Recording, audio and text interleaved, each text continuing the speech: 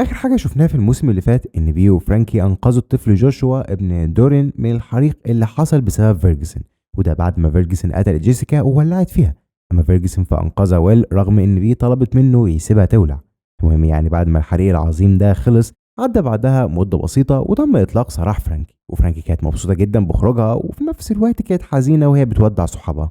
واخر حاجه شفناها بقى ان كاز واصحابها من مجموعه اليد الحمراء دخلوا السجن، وده بعد ما اتقبض عليهم بسبب مكالمة من فيرجسون أول ما كانت بتبلغ عنهم. وبس يا سيدي، بيبدأ بقى الموسم الجديد مع فرانكي وهم مستضيفينها في الراديو، وبتحكي عن تجربتها في السجن وتحولها من إنسانة غضبانة بشكل مستمر لإنسانة قوية قادرة تتحكم في أعصابها، وده بسبب كل الأحداث الصعبة اللي مرت بيها داخل سجن وينتورث. وطبعا هم مستضيفين فرانكي بسبب ان الحادثه المسؤوله عن دخولها من الاساس للسجن كانت على الهوا، لو تفتكر يا صديقي، لما حدفت مقدم برنامج طبخ بطاسه زيت مغليه في وشه. عامة يعني تعالوا نشوف بقى ايه اللي حصل في سجن وينتورث بعد ما اتقبض على فيرجسون. بالنسبة للبنات فكانوا راجعين في باص كبير كده واخدهم من سجن ويلفورد الرجالي لسجن وينتورث. بس لحظة واحدة، هم ليه كانوا أصلا محبوسين في السجن بتاع ويلفورد؟ لأن الإدارة يا صديقي بعد الحادثة بتاعة الحريق والانفجار اللي حصل نقلوا أغلب السجنات عشان يعني الإصلاحات اللي بتتم في وينتورث. والحقيقة يعني إن البنات كانوا متقسمين، جزء منهم اتنقل وجزء فضل في وينتورث زي ما هو، وده لان يعني في وحدات اتضرت بشكل كامل بسبب الحريق ووحدات تانية ما حصلهاش اي ضرر. المهم الموضوع ده اخد شهور تقريبا، وفي الشهور دي تم تعيين فيرا كقائده اخيرا، اما ويل فيعني اترقى وبقى نائب القائده. في المجمل بعد رجوع البنات للسجن الاصلاحات كانت الى حد ما خلصت، وفيرا خلال الفتره دي اشتغلت على كذا برنامج هحكي لك عنهم بعد شويه.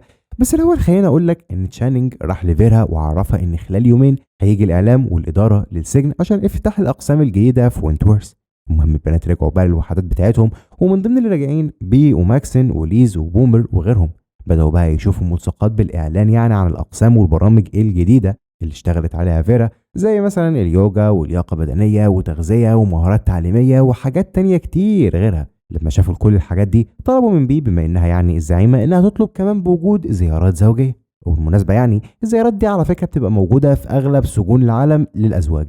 عامة نرجع لبي وأصحابها. بدأوا دلوقتي البنات يا صديقي في السجن يجوا يسلموا على بي، وبدأوا يعني يدوها هدايا ويعرفوها إنها وحشتهم والسجن يعني في وجودها مختلف، لحد ما جات لها دلوقتي لوسي واديتها مشرط وعرفت بي إنها أكيد هتحتاجه. في الوقت ده جت كيم عشان تسلم على بي، وبنكتشف هنا إن كيم بقت مدمنة وباين عليها ده جدا على فكرة، وده برضو على فكرة أكبر دليل على وجود المخدرات لسه في السجن زي ما هو.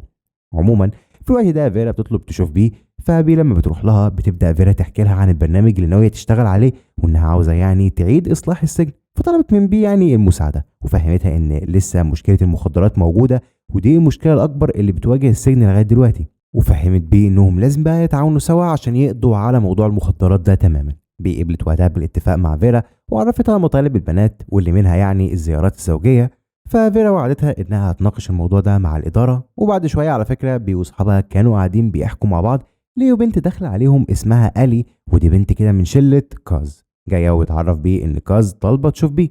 وهنا بقى اتكلم ماكسن وعرفها ان بي ما بتروحش لحد، ولو كاز عاوزه تشوفها تيجي لها لحد عندها. فالي بتقول لها تمام، نيجي فين؟ فبي بتقول لها تيجي على المغسله وقت تغيير الورديات. وفعلا اتقابلوا الكل في الميعاد المحدد، وكاز كانت بتطلع دلوقتي حاجه من ورا ظهرها، فبي في اللحظه دي تخيلت انها هتهاجمها، وقبل ما بي تتصرف اي تصرف كاز طلعت ازازه كحول وادتها لبي كهديه. وبس بدات كاز تتكلم مع بي وتقول لها رغم اني كنت شايفه يا بي انك خنتي مبادئنا، بس لما دخلت السجن عرفت ان كلنا ضحايا المكان ده زيك بالظبط. بعدها قربت كاز من بي وقالت لها انا عاوز اكون صاحبتك رغم انك خنتيني وبلغتي عني الشرطه. بي وقتها استغربت الصراحه الكلام ده، بس ما كانش في مجال اصلا للكلام الزياده بسبب زحمه البنات.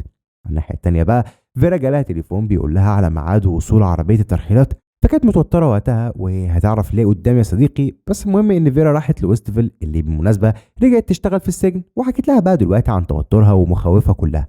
بس ويستفيل حاولت تهديها شويه واديتها حظاظه كده بتجيب الحظ. وهنا بنلاحظ مدى قرب ويستفيل وفيرا من بعض الفتره دي. المهم بعدها بتستأذن ويستفيل عشان تروح، وبنعرف هنا ان فرانكي رجعت تعيش مع ويستفيل وما زالوا صحاب جدا، وويستفيل على فكره بتدعم فرانكي دايما. بالنسبه لفرانكي بقى ابتدى يجي لها عروض ومقابلات شغل كتير، وفعلا الصبح خرجت من البيت وهي مستعجله جدا عشان تلحق المقابله. انا بنلاحظ ان في حد بيراقبها، وهقول لك مين ده على فكره بس بعد شويه. خلينا نرجع للسجن من تاني. في وقت متأخر من اليوم بتوصل عربية الترحيلات، والصدمة هنا إن بينزل منها فيرجسون، ومن هنا بنعرف ليه فيرا كانت متوترة. ما هو فيرجسون اللي كانت جاية في العربية دي يا صديقي.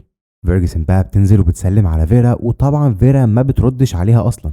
بس في المجمل تاني يوم فيرا بتعمل اجتماع وبتجمع كل الضباط وبتبلغهم إن فيرجسون اترحلت لوينتورث، وده لأنه من أكتر السجون شديدة الحراسة في المنطقة.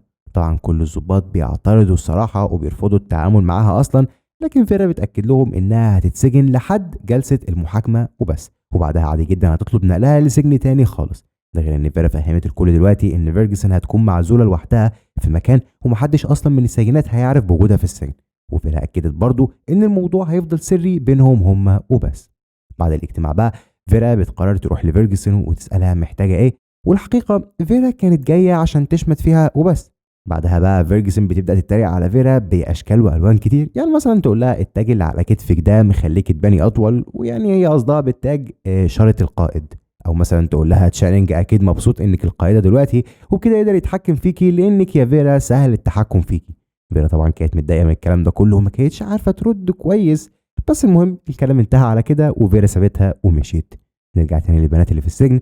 زي ما عرفتك يا صديقي، كيم حالتها صعبة بسبب المخدرات، والحقيقة هنا إن حالتها صعبة بشكل مش طبيعي لدرجة إنها في ساحة التدريب والبنات كلهم متجمعين.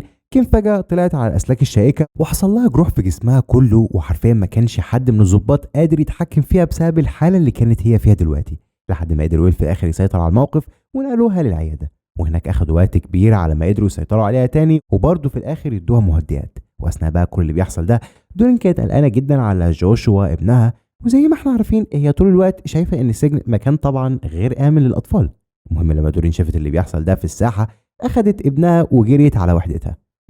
في تفصيله كده صغيره، وهي ان ناش سقطت عنه كل التهم وخرج تاني من السجن، فيعني دورين كانت مستنيه دلوقتي انه يظبط اموره عشان ياخد جوشوا يعيش معاه لحد ما دورين تخرج بقى هي التانيه من السجن، واللي بالمناسبه قدامها 12 شهر مش اكتر وهتخرج هي كمان. عموما نرجع تاني للي بيحصل. دورين بعد ما رجعت للوحده بتاعتها هي وابنها راحت وراها ليز عشان يعني تهديها، وبعدها راحت لهم بي. وبدات بقى دورين توضح لبي انها لازم تقضي على المخدرات في السجن ولازم تاخد موقف من اللي بيحصل ده وتمنع المخدرات بما انها الزعيمه، لان التهريج اللي بيحصل ده مرعب لينا كلنا. عامه المسؤول عن تهريب المخدرات هي تينا، فبي بقى اخذت ماكسن وكل البنات ودخلوا على تينا الحمام اللي كانت في الوقت ده تتخلص هناك من المخدرات بعد ما طبعا شافت كيم واللي حصل لها.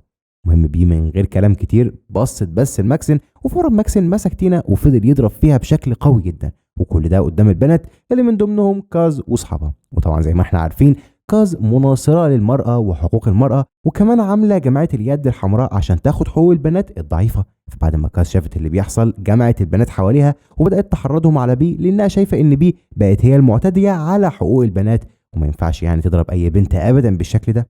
فالبنات بقى من اللحظه دي بداوا يسمعوها بحماس وفهمتهم على فكره انهم لازم يتصرفوا مع بي. في نفس الوقت ده كانت دورين رايحه لكيم تطمن عليها بحكم انها مساعده للسجناء، بس اللي حصل هنا انها شافت بالغلط فيرجسون واتصدمت جدا وفورا جريت على بي وعرفتها. طبعا بي بعد ما سمعت الكلام ده راحت لفيرا وسالتها عن سبب وجود فيرجسون في سجن وينتورث، لكن فيرا طمنت بي وعرفتها انها هتفضل معزوله ومش اكتر من كده. وبي كمان فهمت فيرا ان فيرجسون لو خرجت للساحه هتتقتل من البنات من غير اي تفكير، فالاحسن انها ما تطلعهاش. بعد شويه في وقت الغداء والبنات متجمعين بي بتلاحظ ان البنات بياخدوا كاتشب بكميه كبيره، وحست ان كده في حاجه غلط بس ما كانتش الصراحه فاهمه في ايه بالظبط. وشويه على فكره هنعرف البنات دول ناويين على ايه. في نفس اللحظه كاز واصحابها كانوا بيتغدوا وبدات قالت دلوقتي تقول لهم انها معجبه بشخصيه بي، وطبعا على طول يعني عرضتها كاز وفهمتها ان بي شخصيه مستغله وانها سبب وجودهم كلهم في السجن، وكملت كلامها بان بي عدوه ليهم والعدو رقم واحد بالنسبه لهم.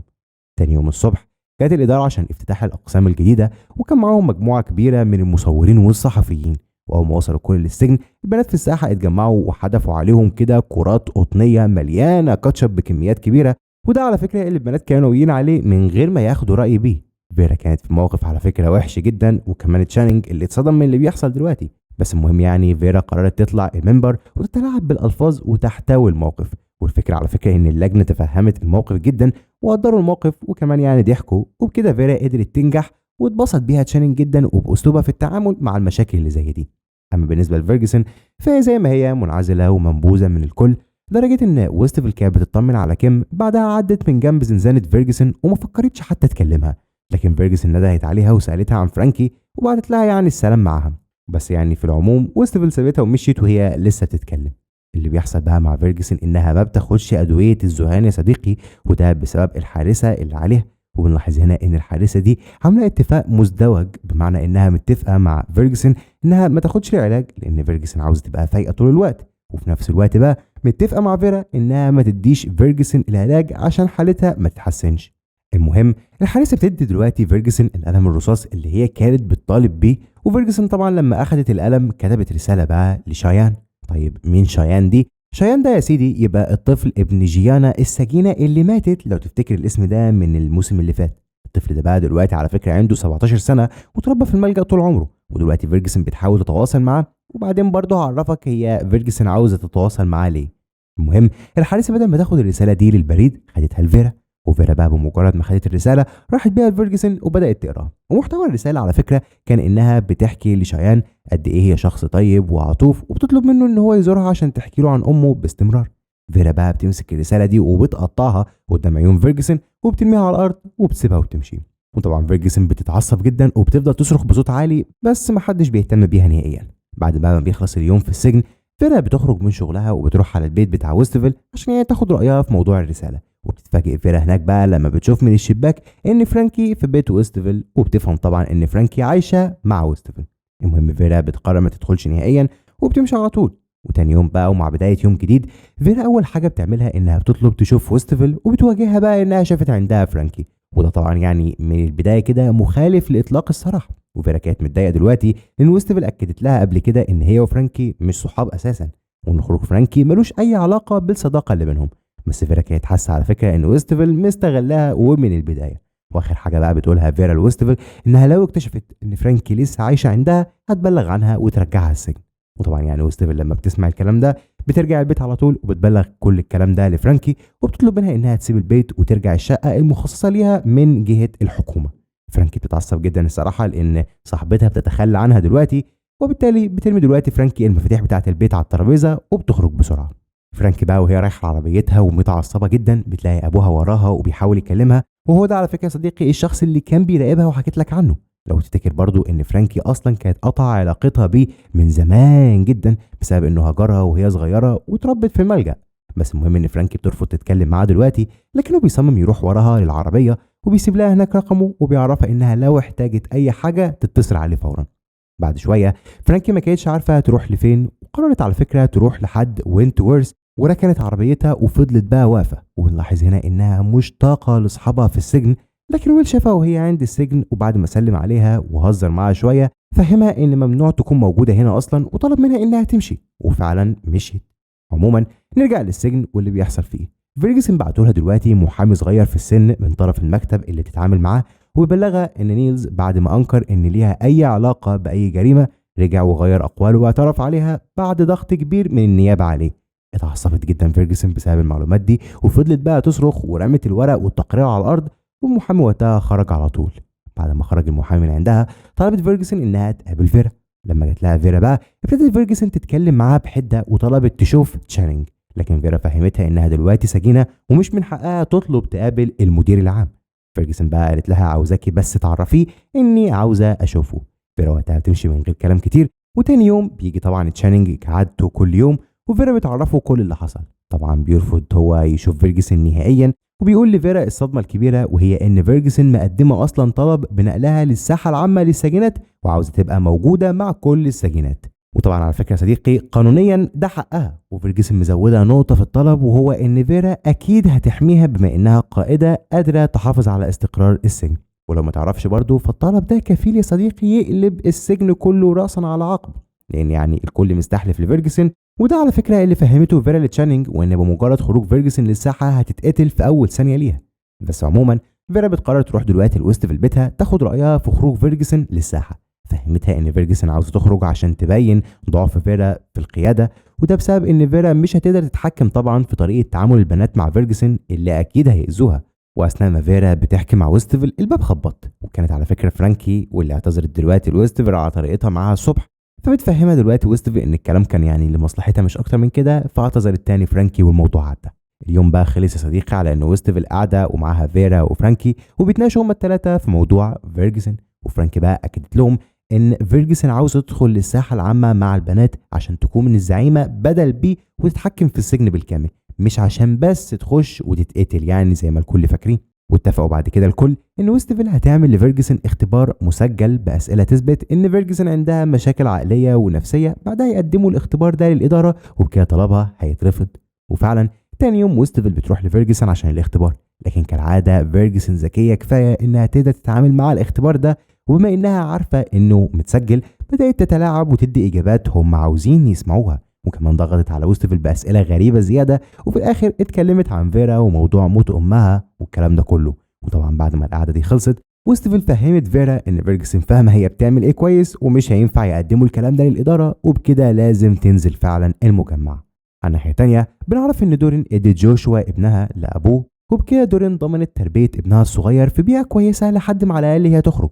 والحقيقه ان ناشا صديقي كان اب كويس جدا وبيحب ابنه، وده اللي حكته دورين لليز. طبعا ليز كانت مشجعاها جدا على القرار ده، وهم بيحكوا بقى جات لهم بيه وعرفت كل الموجودين ان الزيارات الزوجيه اترفضت، وده بسبب الشغب اللي حصل الفتره الاخيره وقت افتتاح الاقسام الجديده. طبعا الكل اعترضوا، واكتر واحده اعترضت هي كاز، وفضلت بقى تديهم محاضره عن حقوق المراه وان كده السجن بيسلب كل حقوقهم وما الى ذلك. المهم ان كاز لفتت انتباه يا صديقي كتير من البنات، وفي اللحظه دي على فكره ماكسين قلق وفهم بقى بيه انها لازم تاخد موقف وتعمل وقفه مع اللي اسمها كاز دي. قالت له وقتها سيبك منها دلوقتي، ليها وقتها لان عندنا دلوقتي مشاكل تانية اهم. بس المشكله صديقي ان كاز ما سكتتش لحد هنا، لا كاز طلبت من الي ان هي تجيب لها تليفون، وعملت بعد كده اتصال واكدت الميعاد اللي ناويه تنفذ فيه خطه هقول لك عليها بعد شويه. والميعاد على فكره كان تاني يوم الساعه 10 الصبح. تاني يوم بقى والبنات كلهم في الساحه، اول ما الساعه جت 10 كانت كاز واصحابها عاملين مظاهرات كتير احتجاجا منهم على منع الزيارات الزوجيه. لا وكمان اصحاب كاز بره بعتوا للساحه كاميرا درون عشان تصور كل ده، ودي كانت خطه كاز عشان تفضح السجن بتاع وينتورث في كل حته في العالم. طبعا فيرا لما عرفت اللي بيحصل ده امرت باسقاط الكاميرات، وفعلا الضباط قدروا يعملوا كده، وباقي الضباط وقتها دخلوا للساحه عشان يتعاملوا مع الشغب ده، ومن ضمنهم ويل اللي كاز بدات بقى تهاجمه بقوه لدرجه انه خبطها راحت واقعه على الارض وحصل لها اصابه كبيره في وشها. الشغب بقى يا صديقي استمر لفتره طويله لحد ما قدروا في الاخر يسيطروا على كل البنات. اثناء اللي بيحصل ده ماكسين فاهم بيه انها لازم دلوقتي تدخل وتاخد موقف شديد ناحيه كاز، لان كاز مش عامله حساب نهائيا خالص لوجود بيه كزعيمه. بعد الشغب ده كله قدرت بيه توصل لحل كده يرضي كل الاطراف بطريقه ذكيه، فرحت بيه واتكلمت مع فيرا واتفقت معاها انها توافق على الزيارات الزوجيه، وبيه فهمتها انها في المقابل البنات عادي جدا يشتركوا في البرنامج بتاع تحديد النسل الجديد اللي في السجن. وطبعا ده على فكره حل مناسب جدا عشان يقللوا حالات الولاده والاجهاض، ولان على فكره ده السبب الرئيسي اللي الاداره بتمنع بسببه الزيارات الزوجيه، حالات الاجهاض الكتير جدا اللي بتحصل. ده غير يعني ان البنات من الاول كانوا رافضين يشتركوا في البرنامج بتاع تحديد النسل، بكده بقى هيبقى اجباري ان اللي يقدم على طلب زياره يشترك في البرنامج ده. وكان رد فيرا على فكره وقتها يا صديقي البي انها تفكر في الموضوع، لان الصراحه موضوع يستحق التفكير. بعد كام يوم بقى فيرا استدعت بي وعرفتها ان فيرجسون هتنزل للمجمع مع البنات، وطلبت من بي انها تحميها. بي طبعا اتعصبت ورفضت، لكن فيرا ضغطت عليها جامد وقالت لها ان في حاله فيرجسون اتاذت او بي ما حمتهاش فيرا هتضطر تسحب كل البرامج الجديده وكل الامتيازات من السجن. المهم بعد كلام ونقاش كبير بينهم وافقت بي انها تحمي فيرجسون بشرط ان فيرا توافق على الزيارات الزوجيه، وفعلا وافقت. وكان من ضمن الاقتراحات لبي ان فيرا تعمل لها برنامج تكون بي مسؤولة عنه عن عمل يعني صبغات الشعر وتسريحات البنات وما الى ذلك، يعني زي صالون صغير بي تلهي بالبنات. بس يا صديقي بي ما كانتش مهتمة قوي بالموضوع ده فرفضت من غير تفكير. المهم فيرا وبي اتفقوا عموما يعني ان فيرا الصبح تعلن عن الموافقة على الزيارات مقابل الاشتراك في برنامج تحديد النسل، وبس على كده. وفعلا تاني يوم الصبح فيرا دخلت على البنات وقت الفطار وبلغتهم انها خلاص موافقه بناء على الطلب بتاعهم واقتراح بي، وبكده بي اخدت يا صديقي اللقطه من كاز اللي بالمناسبه كانت متضايقه جدا من اللي بيحصل ده. وطبعا يعني في اللحظه دي البنات كلهم هتفوا باسم بي من تاني، بس فيرا ختمت كلامها بان في برنامج كده جديد خاص ببي، وهو ان بي هتعمل للبنات تسريحات شعر وقصات شعر جديده. من الاخر كده يعني فيرا حطت بي قدام الامر الواقعي عشان لا تقبل ولا ترفض. المهم بي فعلا بدأت في الموضوع ده وجات لها آلي عشان تعمل شعرها، وهنا بقى ماكسيم فاهم بي ان آلي عاوزة تبقى صاحبتها وانها لازم بقى تستغل الحتة دي كويس جدا عشان يبقى ليهم عين كبيرة وسط شلة كاز. طبعا وافقته بي الرأي وبدأت بقى تقرب لآلي جدا جدا. في تفصيلة صغيرة كمان، وهي ان بي بدأت تعرف البنات ان فيرجسون هتدخل المجمع عشان يبدأوا يتقبلوا الموضوع ده، وطبعا هم مش متقبلين نهائيا لدرجة ان فيرا وتشانينج كانوا ماشيين في الطرقة وبيحكوا عن فيرجسون، فجأة لقيوا موديل البنات عاملينه كده على شكل بنت ومكتوب عليها فيرجسون ونازل مشنوق. وده طبعا تصريح من البنات ان في حالة دخول فيرجسون للساحة عندهم هتموت فورا. فيرا طبعا اتخضت من الكلام ده كله وطلبت من تشانينج ان هو يروح لفيرجسون يتكلم معاها عشان تتراجع عن قرارها. وبمجرد ما تشانينج راح لها بدأت فيرجسون بقى تهدد فيه بأدلة كتير جدا هتتنشر من المحامية بتاعتها لو رفض الطلب بتاعها. فطلع بقى من عندها وهو متعصب وراح لفيرا وامر خلاص بنزول فيرجسون للمجمع. ولما فيرا قالت له لو نزلت فيرجسون 5 دقايق بس هتموت، رد وقال لها اتمنى انه يكون وقت اقل من 5 دقايق وتموت. على الناحيه الثانيه فرانكي بره السجن كانت عايشه حياتها، وفجاه ظهر تاني ابوها وحاول يكلمها لكنها رفضت. وقبل ما تمشي ابوها عرف فرانكي انها ليها اخت عندها 3 سنين وهو شايف ان من حق الاختين يعرفوا المعلومه دي عن بعض. اتأثرت جدا فرانكي وقررت خلاص تروح لابوها واختها في الحديقه، وتعرفت هناك فعلا على اختها الصغيره، وكانت بنت جميله وحبوبه وفرانكي حبتها على فكره، لكن مشاعرها كانت في الوقت ده متلخبطه. وعموما يعني بعد ما قضت اليوم ده مع اختها راحت فرانكي لويستفيل وقابلتها وقعدت تتكلم معاها عشان يعني تهديها شويه وتاخد شويه نصايح منها. وفعلا ويستفيل سمعتها ونصحتها انها تدي فرصه لنفسها تعرف عيلتها من اول وجديد. وبكده خلص اليوم يا صديقي.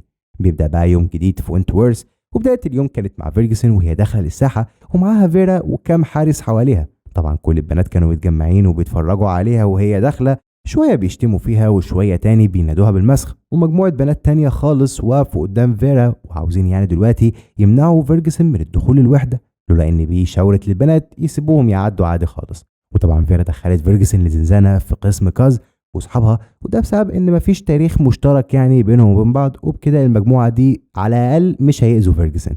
وفيرا بعد كده فهمتها ان هيكون موجود دلوقتي حارس على الزنزانه بتاعتها 24 ساعه، وكمان قالت لها ان الاكل هيجي لها في الزنزانه ومش هتكون مع البنات وقت الاكل.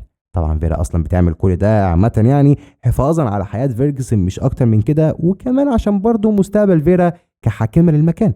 بعد شويه بي راحت لفيرا وفهمتها ان البنات عاوزين يقتلوا فيرجسون باي شكل. فيرا وقتها رجعت تضغط على بي وتقول لها انها لازم تحافظ على حياه فيرجسون باي شكل كان عشان ده مسؤوليتهم هما الاثنين.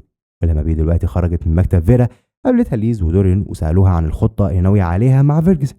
بي عرفتهم وقتها انها هتحمي فيرجسون وتسيبها تعيش عشان يعني تتفرج عليها وهي بتعاني وبتتعذب من كل السجناء التانيين. وفي نفس اللحظه دلوقتي وهما بيتكلموا جت لوسي عشان تسال بي اروح اقتل فيرجسون امتى، لكن بي بتمنعها وبتهددها ان لو حد قرب لفيرجسون حسابه هيكون كبير.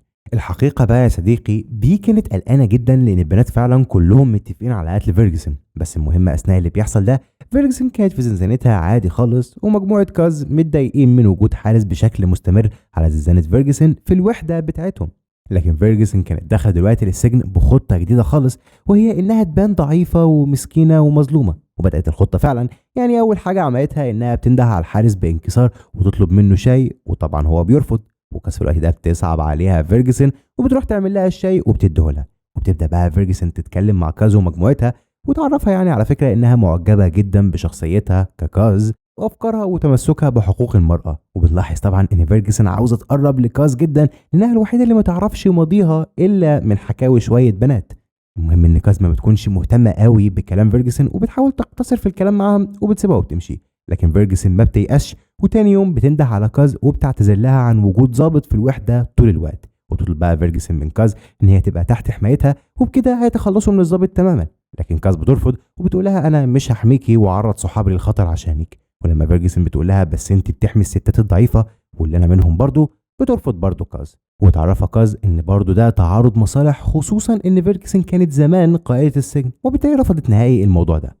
بعد شويه لما البنات بيتجمعوا عشان يعني ياكلوا بي بتزهق من صحابها من كتر ما هم عمالين يسالوها ناويه ايه على موضوع فيرجسون، وبتسيبهم دلوقتي وبتقوم من على الترابيزه وبتروح لالي وبتسالها يعني عن فيرجسون بتعمل ايه دلوقتي وهي في زنزانتها. الي بتعرف بيه ان فيرجسون طول الوقت سرحانه وبصه للحيطه وكانها في عالم تاني خالص. ولكن يا صديقي فيرجسون مش في عالم تاني ولا حاجه، احب اعرفك ان فيرجسون قاعده تسترجع في ذكريات من الماضي من ساعه ما خرجت من الحريق ودخلت للمصحه النفسيه لحد ما في الاخر دخلت وينتورث. وقدام شويه هحكي لك هي ازاي اصلا خرجت من المصحه النفسيه، لان السؤال ده على فكره كمان كان شاغل بال ويستفيل بما انها كانت دكتوره نفسيه وشايفه ان فيرجسون بتعاني من مشاكل عقليه كتيره، فازاي تطلع من مستشفى الامراض النفسيه.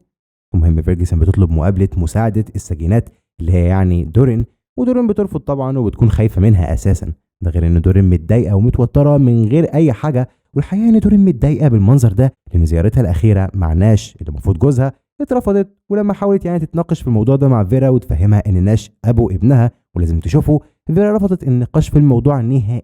بعد رفض دورين المقابله بتروح لها بي وبتطلب من دورين انها تقابل فيرجسون وتشوفها يعني عاوزه ايه وتخلص. وطبعا دورين ما بتقدرش تقول لا لبي وبتروح تقابل فعلا فيرجسون.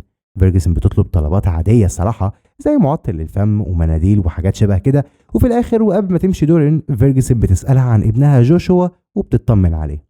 دورين وقتها بتطمنها عليه، وبعدها على فكره فيرجسون بتقول لها انا متاكده يا دورين ان محدش قال لك ايه اللي حصل في الحريق صح؟ وبتبدا بقى تحكي لها انها انقذت جوشوا من جيسيكا اللي كانت بتحاول تخنقه، ولولاها كان جوشوا زمانه ميت. بتتاثر وقتها دورين بكلامها وبتشكرها، بعدها بتخرج من عندها. على الناحيه التانيه ماكسيم بيحس بتعب رهيب وبيروح دلوقتي يكشف في العياده، وبيتشبهوا صديقي ان عنده سرطان، ولكن عشان يتاكدوا الدكاتره بيكتبوا له دلوقتي على اشاعات المفروض هيروح المستشفى التابعه للسجن ويعملها. ماكسيم في الوقت ده راح حكى لليس كل حاجه عن تعبه، ولكن مرضيش يحكي اي حاجه لبي عشان يعني ما يقلقهاش، خصوصا يعني ان ماكسين شايفه ان في مشاكل كتير بسبب كاز وفيرجسون، فيعني بي فيها اللي مكفيها. في المجمل خلينا نرجع لفيرجسون من تاني اللي راحت لفيرا وطلبت منها تنزل للساحه زي باقي السجينات ان ده من حقها، ولما فيرا رفضت فيرجسون قالت لها انها تقدم طلب للاداره. المهم بعد ضغط كتير من فيرجسون على فيرا نزلت فيرجسون للساحه مع 3 من الحراس، لكن البنات اول ما شافوا فيرجسون غضبوا جدا يا صديقي وبداوا يشتموا في فيرجسون هي والحراس، واغلب البنات هددوا بقتلها.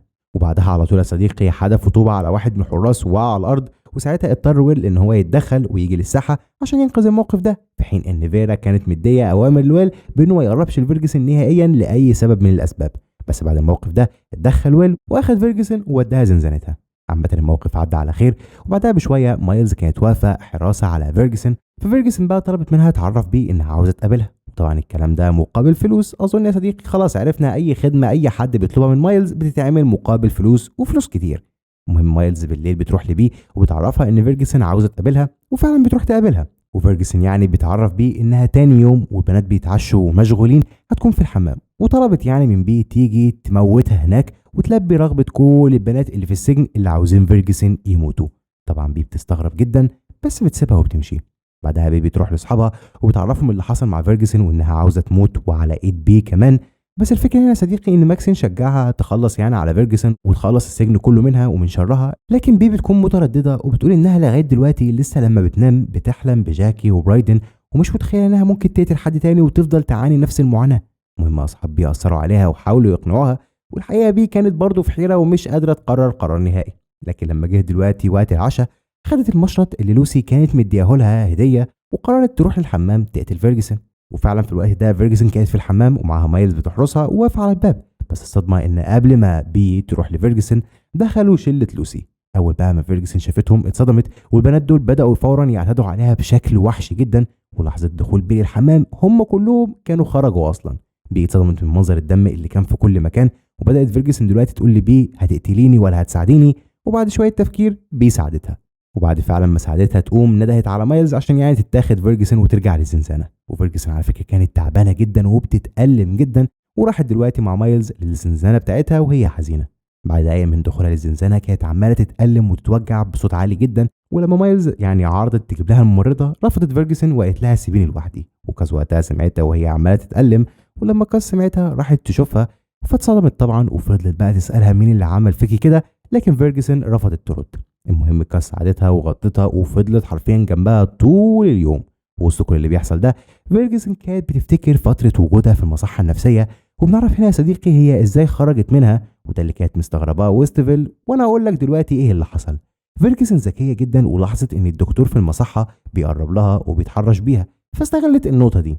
وبما ان الدكتور عارف انها مريضه نفسيه فاعتدى عليها، لكنها ما سكتتش بدأت بقى تهدد في الدكتور ده وتعرفه ان لو ما كتبلهاش على خروج واقر كمان ان دماغها سليمه 100% هتفضحه. واللي حصل بقى يا صديقي ان فعلا الدكتور خاف على سمعته وكتب لها خروج من المصحه النفسيه. يعني بالعربي كده فيرجسون استغلت المشكله اللي حصلت لها والاعتداء اللي حصل عليها في انها تطلع من المصحه.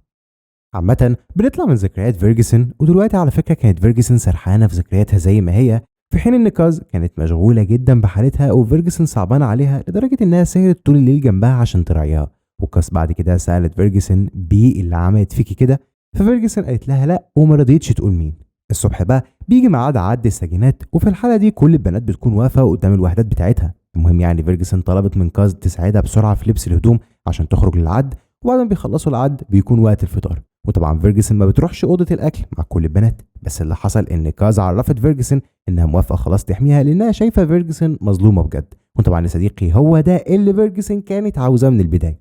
المهم كاز اخدت فيرجسون معاها النهارده للفطار، والبنات بقى اول ما شافوها اتصدموا وفضلوا بقى يشتموا فيها كالعاده، بس مايلز زعقت فيهم وعرفتهم اي حد هيعمل اي شغب الكل هيدخلوا الانفرادي. واثناء بقى الفطار على فكره ويل دخل لساحه الاكل، ومجرد ما شافته فيرجسون فضلت تترعش وتوقع الاكل من ايدها، وطلبت من كاز انها يعني تروح زنزانتها، وكان باين على ملامحها الخوف والتوتر. وطبعا مش محتاج اقول لك يا صديقي ان فيرجسون بتمثل كل ده بحيث ان كاز لما تشوفها بالمنظر الغلبان ده تفهم ان ويل اعتدى عليها، وهو ده فعلا اللي حصل.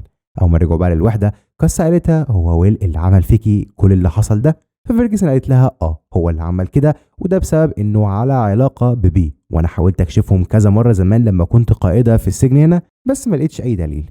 للاسف يا صديقي كاز صدقت التمثيليه الكبيره دي كلها، ده غير ان كاز بتكره الرجاله اصلا زي ما احنا عارفين ودايما مع حقوق المراه. وسط كل الاحداث دي على فكره بيجي المحامي لفيرجسون، لكنها بترفض التفتيش الذاتي قبل الزياره معاه. ولما الحراس بيبلغوا فيرا ان فيرجسون رفضت تتفتش بتروح لها بنفسها. فيرا بتفتشها بقى بنفسها وبتكتشف ان جسمها كله كدمات وضرب، وبتعرف ان في حد كده اعتدى عليها وبجد. فيرا في اللحظه دي بتطلب منها يتعمل لها فحص، لكن فيرجسون بترفض بشده وبتقول لها انا وقعت على الارض ومحدش لمسني. الفكره ان الفحص يا صديقي بيتعمل بعد موافقه السجانه نفسها، وبما ان فيرجسون رفضت الفحص يبقى مستحيل يتعمل. وطبعا هنا نظرات فيرجسون وطريقه كلامها مختلفه تماما عن ما بتتعامل مع كاز، وبالتالي بنلاحظ كده يا صديقي قد ايه هي قادره تتلون وتقنع كاز انها ضعيفه والكل جاي عليها، وفي نفس الوقت هي عكس كده تماما. على الناحيه التانيه بقى دول لسه كانت متضايقه زي ما هي ان الزياره بتاعتها مع ناش اترفضت، وفضلت بقى تشتكي لبيه. فبي قالت لها عشان تزهقي بقى فيرا وتوافق اعملي طلب تاني. وهم قاعدين دلوقتي بيتكلموا وبيتناقشوا جات لهم كاز وبعلو صوتها فضلت تقول للبنات ان ويل اعتدى على فيرجسون، وازاي بقى بنسيبه وبنسمح له يعمل كده في واحده ضعيفه ومننا. وكاز فضلت بقى يا سيدي تتهم بيه انها على علاقه محرمه بويل. طبعا البنات سمعوا الكلام ده من هنا وقعدوا يضحكوا وفاهمين كويس جدا ان فيرجسون استغلت كاز وان كاز غبيه، فبالتالي حاولوا يفهموها ان فيرجسون بتستغلها، لكن كاز كانت مقتنعه ومصدقه فيرجسون للاسف. ولما كاز بقى فضلت مصممه على رايها فضلت تضغط على بي بالكلام اكتر واكتر، وفضلت تعيد ان بي على علاقه محرمه بويل. فجاه بقى ومن غير اي كلام بي ضربت كاز قلم قوي جدا على وشها لدرجه انها وقعت على الارض ووشها اتجرح. بعدها بقى مشيت بيه ووراها صحابها، وليس حاولت تفهمها انها يعني زعيمه وما ينفعش تدافع عن ضابط المفروض يعني ان بيتقال عليه كلام زباله في السجن، لان كده هي بتفقد ثقه البنات انها بتدافع على ضابط. بس عامه بي ما كانش فارق لها قوي الكلام ده، وبتخلص دلوقتي الموضوع وخلاص. بعد شويه راحت بي لويل عشان تعرفوا اللي بيحصل، وتعرفوا ان فيرجسون مطلعه دلوقتي اشاعه انه اعتدى على فيرجسون. وهي واقفه بقى مع ويل اللي بتشوفها، وعشان يعني بي تبعد التهمه عنها اخدت آلي الحمام وحذرتها ان اي حد يعرف ان ويل وبي كانوا واقفين سوا النهارده. ولما آلي سالت بي هي ليه اصلا منحازه لويل قوي كده، بدات بي تفهمها ان ويل ساعدها وقت وفاه بنتها وعمل لها معروف قوي، وهي مش قادره تنسى الجميله دي، بس مش اكتر من كده يعني مفيش اي حاجه بينهم. وقتها آلي بتصدقها، وبعدها كل واحد فيهم بيروح لزنزانته. اثناء بقى الاحداث دي فيرا قدرت تقنع فيرجسون انها تعمل الفحص. المهم يعني فيرجسون عملت الفحص واكتشفوا ان تم الاعتداء عليها. بعدها ويستفل دخلت لفيرجسون عشان تستفسر عن يعني اللي عمل فيها كده مين، لكنها رفضت. واستنتاج ويستفل بقى ان فيرجسون هي اللي حابه تتاذي بالشكل ده عشان تثبت للكل انها ضحيه، لكن محدش معين يعني عمل فيها كده. بعد شويه فيرا عملت اجتماع لكل الضباط عشان تعرف اللي حصل مع فيرجسون ده ومين اللي عمل فيها كده، لان المفروض يعني ان فيرجسون تحت الحمايه 24 ساعه، فاكيد بقى حارس من الحراس هو اللي عمل فيها كده او على الاقل عارف مين عمل فيها كده، بس طبعا محدش اعترف. بعد الاجتماع فيرا استدعت كاز وسالتها عن الاصابه اللي في وشها، وكالعاده ما قالتش. ولما فيرا بقى سالت كاز عن سبب حمايتها لفيرجسون، كاز ردت بان فيرجسون ضحيه مظلومه. فيرا وقتها حاولت تفهمها ان فيرجسون بتتلاعب بيها مش اكتر. كاز ما صدقتش وفضلت تنكر الكلام ده. ولما حاولت فيرا تعرف مين السجين اللي اعتدى على فيرجسون، كاز صدمتها دلوقتي بالرد وقالت لها ومين عرفك انها اصلا سجينه. واللي زاد بقى من صدمه فيرا اكتر ان بعد ما خرجت كاز من عندها جالها ويل، وعرفها بقى ان في اشاعه طالعه اليومين دول في السجن بان هو كويل اعتدى على فيرجسون. طبعا فيرا اتصدمت، بس بجد ما كانتش عارفه يا صديقي تصدق مين، وبالتالي سكتت وما ردتش. بعد كام ساعه ويل كان معدي من جنب كاز، ففضلت بقى تشتم عليه، وهو طبعا ما سكتش ووقفها بالعافيه، وفضل بقى يفهمها ان عمره ما يعتدي على اي حد وان الكلام ده كله كذب مش اكتر. فهي بقى استهزئت بكلامه وفضلت تقول له انا مش هسمع خطبتك دي اللي ملهاش اي 60 لازمه. ساعتها ويل حذرها لو تعدت عليه بالكلام تاني هيقدم فيها شكوى وهيوديها ورا الشمس. اتجننت طبعا كاز وراحت بقى على وحدتها، وعرفت البنات انها ناويه تهاجم ويل. قالي طبعا حاولت تمنعها وعرفتها ان في كاميرات في كل مكان وبكده عقوبتها هتزيد. في اللحظه دي اتدخلت فيرجسون وقالت لهم ان في اماكن الكاميرات مش بتوصل لها نهائيا، وعرفتهم الاماكن دي. في المجمل البنات جهزوا بقى نفسهم عشان خلاص يهجموا على ويل، وبالتالي غطوا وشهم ودخلوا للمطبخ. وقبل ما ده يحصل على طول كانت آلي رايحه لبي وعرفتها ان كازو اللي معاها هيهجموا على ويل. وفورا بقى يا صديقي بي جريت عشان تلحقه، بس الوقت ما كانش في صالحها، واللي قدرت تعمله انها يا دوبك سحبت اللاسلكي من جنب مايلز وفضلت تقول لويل اخرج من المطبخ هيهجموا عليك. وقتها البنات حاولوا فعلا يهاجموه، بس تم اطلاق الانذار بسبب تحذير بي لويل، وبكده الهجوم فشل. كاز بقى واصحابها رجعوا، وكانت كاز متعصبه جدا من بي، واللي حصل ده بيثبت ان بجد كان كده بشكل ما ويل على علاقه ببي. وليز وقتها بتحذر بي للمره الثانيه صديقي انها كده بتفقد ثقه البنات فيها، بس بي بتطمنها ان ويل اكيد هياخدها للانفرادي بسبب التعدي على لاسلكي، وبكده الموضوع هينتهي، يعني مش هيبان انها دافعت عنه قوي. بس اللي بيحصل يا صديقي غير المتوقع بالمره، لان ويل بيروح لبي لحد الزنزانه بتاعتها وبيشكرها على تحذيرها ليه. وعلى فكره ساعتها بي كانت محضره نفسها للانفرادي، لكن ويل بيعرفها انه مش هيدخلها للانفرادي وبيمشي. وقبل ما يخرج من الوحده من غير تفكير هجمت عليه وفضلت تضرب فيه بكل قوتها وتشتم فيه، وكمان قصدت تعلي صوتها عشان البنات يعني يتجمعوا ويشوفوها. وفعلا الكل اتجمعوا حواليها وفضلوا يهتفوا باسمها، وفضلت بقى بيه بنفس الشكل ده وما سابتهوش غير لما الحراس جم وخدوها للانفرادي. في المجمل خلونا نرجع لماكسن ونشوف ايه الجديد معاه. ماكسن يا صديقي بعد الاشاعات والتحاليل الاخيره اللي عملها عرفت الدكتوره ان عنده سرطان، وكمان الادويه بتاعت الهرمونات اللي بياخدها حاليا ممكن تزود من انتشار المرض في جسمه. وقتها طبعا ماكسن سالت عن العلاج اللي المفروض تاخده، فالدكتوره فهمته انه يعني هيتحدد بعد ما الدكتور المختص يشوفه. ماكسن يا صديقي بعد ما خرج من العياده في وقت قليل جدا الخبر كان انتشر في كل حته، وبالتالي البنات بداوا يطمنوا عليه ومن ضمنهم طبعا بيه. ماكسن وقتها قرر يقول لهم ان السرطان هو حميد مش خبيث، وده عشان يعني محدش يقلق عليه قوي. حتى ليز فرحت جدا ان السرطان طلع حميد، ومتعرفش يا صديقي طبعا انه بيكذب عليها. في المجمل ماكسن كان بيعاني لوحده دايما لحد ما بي راحت له في مره وطلبت منه ان هو يكون مكانها، وانها يعني تعبت من المسؤوليه وما بقتش قدها. وقتها صدمها ماكسن بان الورم اللي عنده خبيث ولازم يعني يتشال. طبعا بي حزنت جدا وفضلت تحاول تواسيه، وقدام شويه على فكره هنعرف ماكسن ناوي يعمل ايه في مرضه. بس دلوقتي دورين كانت قاعده متضايقه ان محدش بيساعدها في موضوع الزيارات بتاعتها. حتى بي لما راحت لها دورين عشان تشتكي لها يعني وقتها بي كانت مشغوله بكذا حاجه وقالت لها مش وقته. المهم فيرجسون استغلت بقى الموضوع ده لما عرفته وطلبت يعني تشوف دورين بنفسها. اول ما دورين راحت لها بدات فيرجسون تساعدها في موضوع ان هي تقول على ثغرات قانونيه معينه كده فيرجسون عارفاها تقدر بيها دورين انها تقنع فيرا غصب عنها توافق على الزيارات بتاعت ناش ودورين. وفعلا دورين بتفرح بالكلام ده وعلى طول بتروح لفيرا وبتقول لها على كل الثغرات دي. وطبعا هنا فيرا بتفهم ان دورين اتكلمت مع فيرجسون، وبرده كالعاده قدام شويه هنعرف فيرا هتتعامل ازاي مع الموضوع ده. في المجمل بيبدا يوم جديد في السجن، ونشوف دلوقتي كاز اللي عندها زياره مع امها. واول ما امها بتيجي بتعاملها معامله جافه جدا، والحقيقه ان الاتنين بيتعاملوا بنفس القساوه مع بعض. وبتبدا بقى كاز تسال امها انت جايه ليه، وهنا بقى بتعرفها امها ان ابوها مات. كاز ما بتتاثرش نهائي الصراحه، بل بالعكس دي بتقول لامها كنت اتمنى اشوفه بيموت قدام عينيا. وعلى فكره صديقي شويه هعرفك ليه كاز بتكره اهلها بالشكل الغريب ده. بس المهم وقت الزياره ويل بيسمع خبر موت ابو كاز وبيروح بقى يبلغ ويستفل عشان يعني تدعمها نفسيا. وفعلا بعد الزياره ويستفل بتحاول تتكلم مع كاز، لكن كاز بتسيبها وبتمشي وبتقول لها انا عارفه اتعامل مع حزني لوحدي فمش عاوزه منك مساعده. بعدها بشويه كاز بتدخل الحمام وبتفضل تعيط مع نفسها وتفتكر لحظات ليها مع ابوها. واثناء الاحداث دي فيرجسون فضلت تسال عن كاز لحد ما عرفت من الي ان ابوها مات. ولما حاولت بقى تسأل آلي عن أخبار كاز، آلي قالت لها نصيحة مني ما تجيبيش سيرة لكاز عن أبوها ولا حتى تتكلمي عليه تماما معاها. بعدها فيرجسون ما سكتتش وراحت لكاز الحمام وقعدت تتكلم معاها عن بي والبنات، وفجأة بقى بتتعصب كاز وبتطردها، وفعلا ما بتكونش عاوزة تسمع أي حد، وبيبان على كاز الاكتئاب، بس هي يا صديقي عمالة بتكابر. بعد ما كاز بترجع للزنزانة بتاعتها بتروح لها تاني فيرجسون، بس المرة دي بتعتذر لها وبتقول لها أنا عارفة إنك في فترة عزا، وفيرجسون بتفهمها إنها حاسة بيها لأنها كمان أبوها ميت. ولما كاز بقى بتبدأ تسأل فيرجسون عن علاقتها بأبوها، فيرجسون بتقول لها إن أبوها كان مستبد ومتلاعب واستغلالي. وقبل ما فيرجسون تمشي من قدامها، كاز بتسألها هو أبوكي اعتدى عليكي؟ وهنا يا صديقي بنعرف بقى سبب عقدة كاز من أبوها، وهي إنه للأسف الزبالة الحقير اعتدى عليها وهي صغيرة. طيب كل ده بسببه بتكره أبوها. طيب ليه بتكره أمها؟ كاز بتكره أمها لأن أمها زمان لما كانت كاز تحكي لها عن أبوها، أمها ما كانتش بتصدقها تماما، بالعكس كانت تفضل تشتم في كاز وتتحايل على أبوها يعني إنه ما يمشيش ويسيبهم، لدرجة إن أبو كاز في مرة حب يعاقب كاز بسبب يعني اللي قالته ده، وعقابها بقى كان عن طريق إنه أخدها للاسطبل وقتل أكتر حصان هي بتحبه قدام عينيها. فتخيل بقى يا صديقي العقدة اللي هي طالعة بيها للحياة وهي بتتعامل مع أبوها بالشكل ده من وهي طفلة. الفكرة إن كاز صديقي رغم اللي حصل لها من وهي صغيرة، إلا إنها لسه شوية بتحب أبوها، يعني بمعنى أدق مشاعرها متخبطة ما بين إنها بتحبه وزعلانة إنه مات وبتكرهه في نفس الوقت. وده بقى اللي قالته دلوقتي لفيرجسون وهي بتعيط ومنهارة.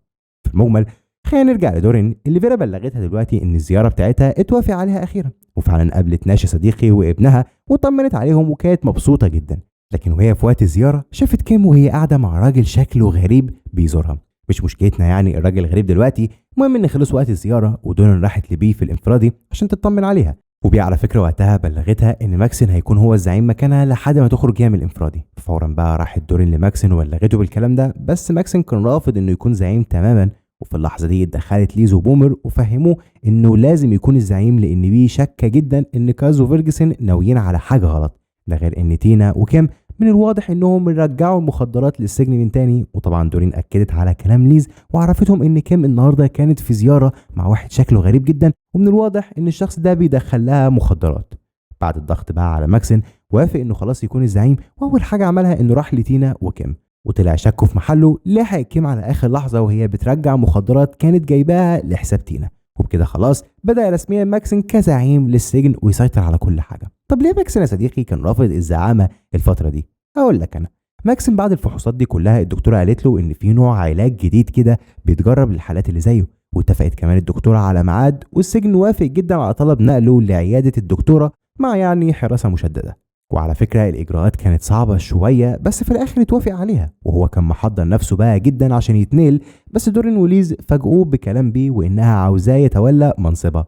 الفكرة بقى إنه بعد ما وافق يبقى زعيم راح فعلا لممرضة وعرفها إنه غير رأيه ومش هيتنقل. الممرضة وقتها كانت مستغربة جدا إزاي يرفض علاج زي كده ممكن ينقذ حياته، بس ماكسن ضحى بعلاجه عشان خاطر بيه.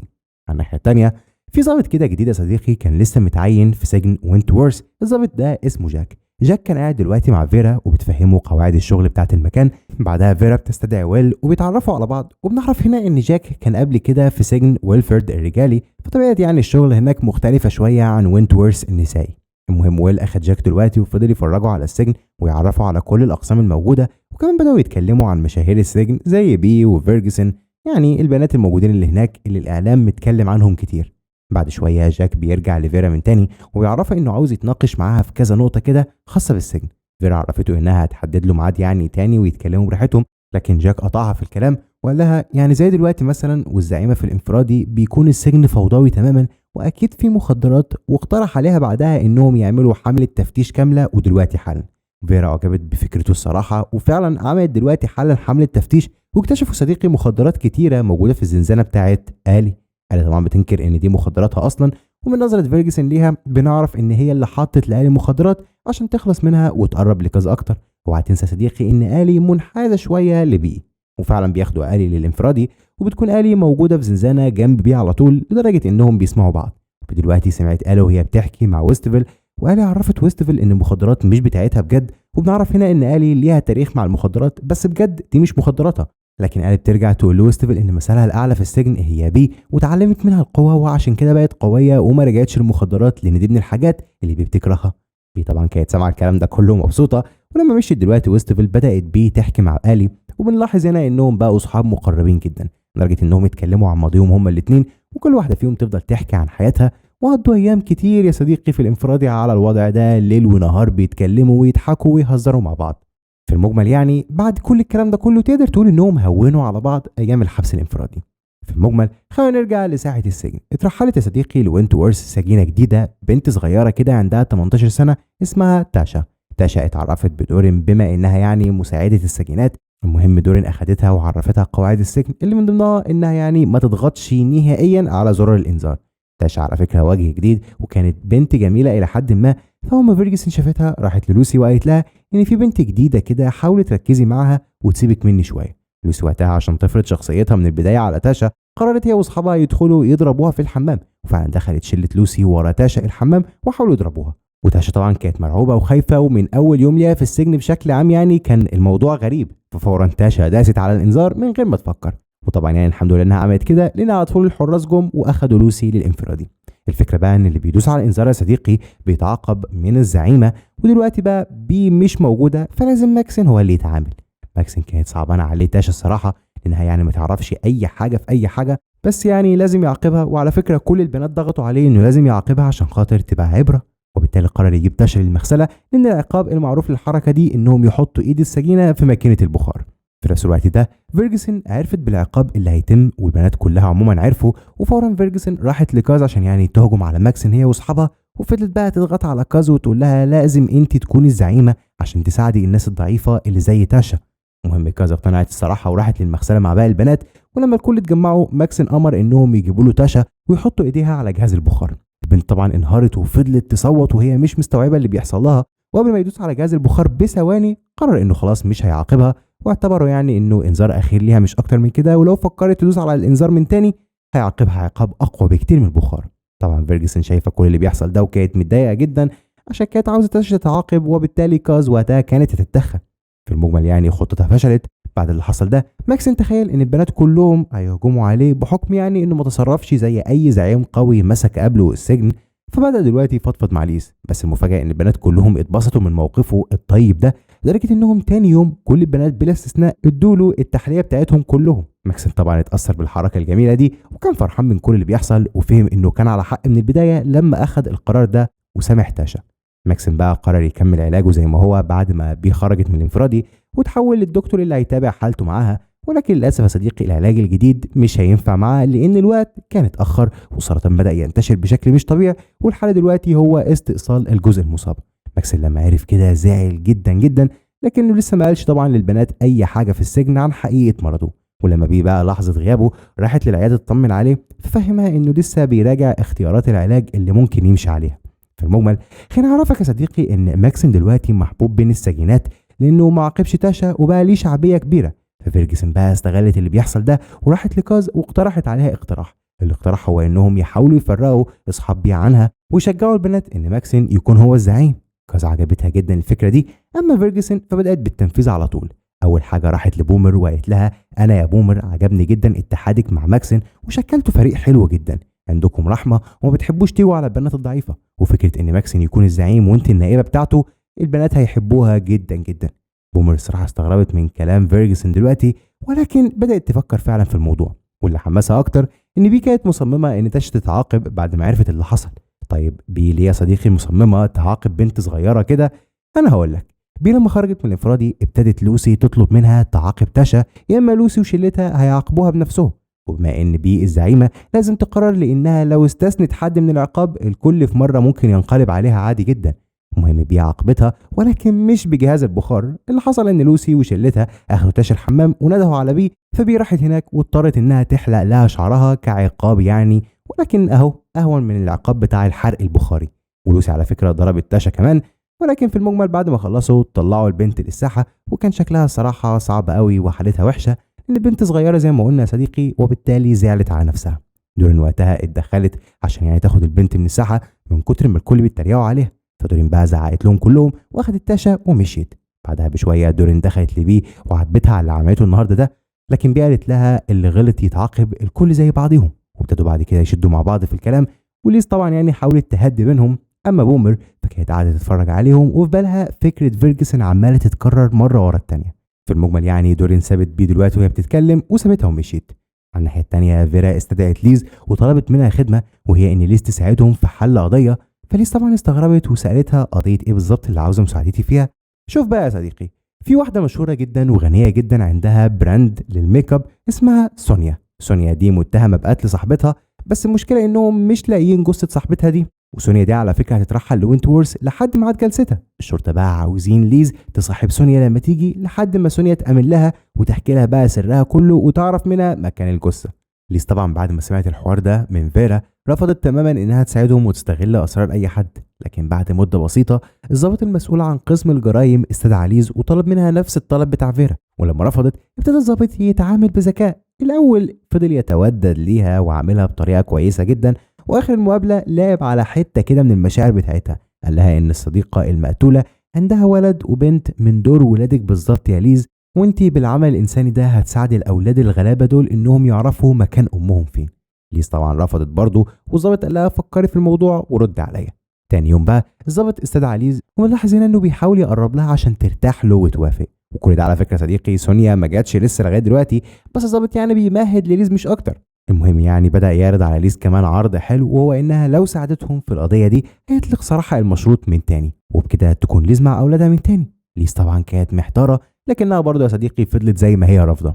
بعد شويه وقت ليز شافت في الاخبار فيديوهات لاولاد الضحيه وهم بيعيطوا وعاوزين يعرفوا مكان امهم فين وجثتها فين. ليز طبعا بتتاثر جدا بالكلام ده لما بتشوفهم، وبالتالي تاني يوم على طول بتقرر تروح للظابط وتعرفه انها فكرت جديا توافق عشان يعني تساعد الاطفال دول، وكان في نفس الوقت تستفاد هي وتخرج لاولادها. الظابط وقتها بيطمنها وبيعرفها ان ده قرار صائب جدا، ووعدها انه هيفضل جنبها ومش هيتخلى عنها تماما. بعد كام يوم بقى من كل ده بتوصل اخيرا صديقي سونيا للسجن، وبيكون باين عليها فعلا انها من الطبقه الغنيه وبتتعامل بتعالي كبير مع الكل. واول واحده اتعرفت عليها طبعا هي ليز، وعلى طول خلت ليز تشيلها البوكس بتاعها. وليز على فكره في الوقت ده قربت من فيرا وبصوت واطي قالت لها انها قررت توافق على العرض وبتسيبها وبتمشي. نرجع تاني لدورين اللي عرفت خلاص من ناش انه مش لاقي شغل، واضطر ان هو يأجر اوضه في شقه بتاعت واحده صديقه ليه. والموضوع صديقي بالنسبه لدورين كان عادي شويه لانها واثقه فيه، لكن بومر لما عرفت فضلت تزن في ودان دورين انها تدور ورا ناش لانه اكيد بيخونها. فبدات دورين بقى تقلق وتتصل على ناش، وفي مخاوف كتير بدات تظهر جواها. وبعد ما على فكره يأست خالص راحت لكاز وطلبت منها تعرف ناش بقى عايش مع مين بالظبط وتدور لها هي وراه. وفعلا كاز بعد شويه راحت لفيرجسون وحكت لها، ففيرجسون شجعتها جدا انها تساعد دورين عشان يكسبوها على الاقل في صفهم، وبررت لكاز ان دورين كويسه جدا بأمارة ان دورين دافعت عن تاشا في الساحه. وفعلا صديقي كاز قررت انها تساعد دورين. تاني يوم كاز راحت لدورين وعرفتها ان ناش عايش حاليا مع واحده كده اسمها ميراندا، وميراندا دي عندها بنت، وبتقول لها بقى انه عايش معاها كأسره سعيده عاديه جدا. طبعا يا صديقي دورين لما بتسمع الكلام ده بتنهار، لان ميراندا دي تبقى مرات ناش الاوليه، بس المفروض يعني انهم زمان سابوا بعض. وفورا بقى بتروح دورين وبتتصل على ناش وهي متعصبه جدا، وبتعرفه انه لازم يجي لها فورا زياره عشان تتناقش معاه، لانه كذب عليها وقال لها انه عايش مع صديقته لكنه طلع عايش مع طليقته. وعشان كاس بقى تثبت كلامها لدورين جابت لها صور لناش مع ميراندا والاطفال الاتنين مع بعض، وباين عليهم السعاده الكبيره وهم متصورين. طبعا انهارت دورين حرفيا وما كانتش عارفه تتصرف ازاي. في المجمل ناش جالها تاني يوم وبدا يتكلم معاها وفهمها ان جوشوا ابنهم في امان، والطفله التانيه بتكون بنته برضه ولكن من طليقته. وفهمها كمان ان الوضع ده مجرد وضع مؤقت مش اكتر لحد ما يلاقي شغل ويستقر، وكمان تكون على الاقل دورين طلعت من السجن. دورين وقتها بتتفهم الكلام ده وبتهدى شويه، وفي الاخر بتطلب منه انها يعني تقابل ميراندا دي، وهو على فكره بيوافق فورا ومن غير اي نقاش. نرجع لتاشا تاني اللي حياتها يا صديقي بقت صعبه جدا وحبست نفسها في الزنزانه، وكانت مكسوفه تروح تاكل مع الناس او حتى تنزل للساحه. لكن دورين بتحاول تطمنها وبتعرفها انها لازم تخرج وتتعامل مع الناس وعادي يعني. وفعلا دورين بتاخدها للساحه وتقول لها خد اللي انت عاوزاه من الكانتين على حسابي. بس بعد شويه دورين بتنشغل وبتسيب تاشا، وفيرجسون بقى بتستغل الموقف وبتروح لتاشا وبتاخد لها معاها سكارف كده تغطي بيه شعرها المحلوق، وبتقعد فيرجسون جنبها وبتبدا تتكلم معاها بنفس الطريقه اللي كانت بتتعامل بيها زمان مع جودي او كيت، اللي هي يعني بمعنى اصح تضغط نفسيا عليها لحد ما تاشا تاذي نفسها، بمعنى تقول لها انت هتفضلي مكروهه، محدش بيهتم بيكي، كلهم شايفينك ضعيفه وكلام شبه ده. تاشا طبعا بتتاثر بالكلام ده وبتاخد بعضها وبتروح على زنزانتها، وبتعمل ايه بقى؟ بتقطع في الملايه وبتعملها عقده، وطبعا باين جدا انها ناويه تقتل نفسها. بيعدي بقى وقت بسيط على كل ده، وبتيجي دورين للوحده عشان تطمن على تاشا، وبتلاقي تاشا مش موجوده بس الزنزانه مليانه قماش متقطع. فبتعرف على طول دورين ان تاشا هتقتل نفسها، فبتجري زي المجنونه تدور عليها في كل مكان. اما تاشا دلوقتي في الحمام كان معاها المشنقه اللي عملتها، وعلى ما وصلت دورين الحمام كانت تاشا مرميه على الارض وفيرجسون بتحاول تنقذها. طبعا ده كله خطه من فيرجسون عشان برضه تقلب صحاب بيه عليها. فيرجسون بقى صديقي انقذت تاشا خلاص، واتنقلت البنت للمستشفى. دورين بقى بدأت تتضايق يا صديقي من بي، وعلى فكرة كان معاها بومر وليز، وحاولوا كلهم يقنعوا ماكسن انه خلاص ياخد مكان بي اللي ما عندهاش قلب، لكن ماكسن فاجئهم ان عنده سرطان خبيث مش حميد ومش هيقدر على المنصب الكبير ده. بس يا صديقي في نفس الوقت اللي ماكسن بيقول فيه الكلام ده، فيرجسون بدأت تطلع اشاعات كتير ان ماكسن ناوي ياخد مكان بي، لحد ما الكلام ده بقى وصل لبي نفسها. بعدها بي راحت لماكسن بنفسها وسألته عن صحة الاشاعات دي، وهنا بقى ماكسن بدأ يتنرفز لانه مستحيل يفكر في حاجة زي دي، وعرفها انه بسببها وقت ما كانت هي في الانفرادي اتاخر على علاجه، والسرطان محتاج دلوقتي استئصال مش علاج زي الاول. وبس بعد خناقه كبيره بتحصل بينهم، بي حست بالندم وفضلت تعتذر له، وهو على فكره تقبل الموضوع وسكت على كده. بعد كام ساعه بقى وهما في ساحه الاكل، دورين بدات تتكلم عن بي وان طريقتها غلط، وكمان لو تاشا ماتت فهتكون هي السبب. بي اتعصبت جدا وفضلت متمسكه بالسياسه بتاعتها، فدورين اخدت بقى اكلها وسابت بي واصحابها وراحت لترابيزه كاز وفيرجسون، وبكده شله كاز قدروا يبعدوا دورين عن بي. بي اصلا حالتها النفسيه كانت وحشه الفتره دي لدرجه انها بتعمل جروح لنفسها في رجليها، وقال بالصدفه شافتها وفضلت بقى جنبها واتكلمت معاها كتير يعني عشان تهون عليها. اثناء اللي بيحصل ده جاك بيحاول يقرب من الكل، وخاصه بيقرب لفيرا وبيبين اهتمامه الكبير بيها وخوفه على مصلحتها. لا ده كمان بدأ يعاكسها يا صديقي، وحاجات كتير مش ولا بد، وقدام شويه هنعرف هو ناوي يعمل ايه وليه بيحاول اصلا يقرب من فيرا. عامة بيبدأ يوم جديد بزيارة المحامية مع فيرجسون، وبيتكلموا عن الجديد في قضيتها، وبتعرفها دلوقتي ان الإدارة بتماطل حاليا في المعلومات، وده معناه ان في شاهد هيظهر جديد بشكل مفاجئ في الجلسة، والشاهد ده هيأكد اعترافات نيلز، وبكده فيرجسون هتتحاكم. بس المحامية بتقول لها برضه ان الشاهد ده لسه ما اعلنوش عن هويته. طبعا بذكاء فيرجسون المعتاد عرفت على طول ان الشاهد ده 100% هو بي. واثناء الاحداث دي بي فعلا كانت موجوده في الاجتماع مع فيرا ونائب من الاداره العامه، وطالبين دلوقتي كلهم شهادتها ضد فيرجسون، وان نيلز هاجمها بناء على اوامر من فيرجسون. بي وقتها وافقت بس بشرط واحد بس، وهو ان بمجرد ما الجلسه دي تخلص فيرجسون تختفي من قدامها تماما وتتنقل فورا من هنا، وعرفتهم ان الكلام ده يكون موثق بالكتابه عشان تبقى ضامنه حقها. وطبعا يعني وقتها صديقي غصب عن عين الكل الاداره وافقت على الشرط ده. بعد ما خرجت بيه من الاجتماع قابلت آلي، وبنلاحظ ان آلي مهتميه جدا بيها لدرجه انها جايبه لها فيتامين عشان تقوي نفسها وتعالج الجروح الموجوده في رجلها. في المجمل على الناحيه الثانيه فيرجسون بتفكر تعمل ايه حاليا مع بي، وبدات تعرف كاز ان بي متحالفه عليها مع واحد كده من بره السجن عشان يورطوها في القضايا اللي مرفوعه عليها. بس كاز ما كانتش مهتمه قوي الصراحه، وده بسبب ان كاز جلستها اتحددت خلاص، والمحامي عرفها ان الحكم ممكن يكون في حدود 18 شهر، وبكده على فكره تقدر تخرج على طول لانها قضت المده دي تقريبا جوه السجن. فكذا على فكره كانت متحمسه جدا ومش ناويه تعمل اي حاجه تضر بحكمها وتفضل قاعده هنا جنب الكل. على الناحيه الثانيه ليز راحت للظابط، وطبعا يعني الظابط كان مهتم بيها وبيجيب لها قهوه وبيجيب لها دوناتس و المهم يعني لما سالها دلوقتي عن سونيا قالت له ان سونيا كلامها قليل جدا ومش مندمجه مع البنات نهائي، بتتعامل بس مع ليز ولكن برضه في اضيق الحدود. في اللحظه دي الظابط فهم ليز انها مسيرها هتزهق من قله الكلام وقتها هتتعامل مع ليز، ونصحها يعني انها تكون دايما قريبه من سونيا لحد ما تثق فيها. عموما نرجع تاني يا صديقي لدورين. دورين دلوقتي بعد اللي حصل عرفت من مايلز ان تاشا حالتها صعبه، وقررت بقى ان هي تروح تتكلم مع كاز عن قانون زرار الانذار، لكنها يعني ما لقتش كاز، وقابلتها دلوقتي فيرجسون واتكلمت معاها. فيرجسون نصحتها انها لازم تقول رايها وما تخافش نهائيا من بي. وفعلا يا صديقي راحت دورين دلوقتي وقت الاكل وقدام كل البنات، وبدات دورين تتحداها وتقول لها انها لازم تلغي القانون ده واي واحده في مشكله تدوس عليها عادي جدا. بي وقتها يا صديقه قالت لها بس انت عارفه القوانين، واللي من ضمنها ان اي واحده عندها اصلا مشكله تجيلي وانا احلها لها، والحراس ما يعرفوش عنا اي حاجه بتحصل ما بيننا. المهم بي اتعاملت بشكل صريح وقوي يا صديقي، ورفضت طبعا الطلب من دورين. بعد شويه بقى بي راحت اتكلمت مع دورين لوحدهم وفهمتها ان اللي حصل ده ما ينفعش يتكرر تاني، لكن دورين صممت برضه على رايها. في وقتها بدات تعرفها انها سابت لها حق اختيار صحابها، وكمان سابت لها الحق انها تتحداها، لكن ما توصلش لدرجه انها تعصي اوامرها وقدام كل البنات. دورين طبعا اتعصبت وراحت بعد كده زرار الانذار، وقبل ما تدوس عليه فضلت تقول لبي يا ترى لو دوست دلوقتي بما اني صديقتك هتطعنيني ولا هتحرقي ايدي. بي وقتها اتعصبت جدا وطلبت منها ما تدوس، بس اللي حصل ان دورين داست خلاص على الزرار. ومش دورين بس، ده كل البنات في كل الوحدات التانية، وصوت الانذار بقى في كل مكان، وطبعا كلهم كانوا متفقين على كده. بعد كل اللي حصل ده فيرا فهمت بيه انها لازم تعمل حاجة وتبين انها لسه مسيطرة.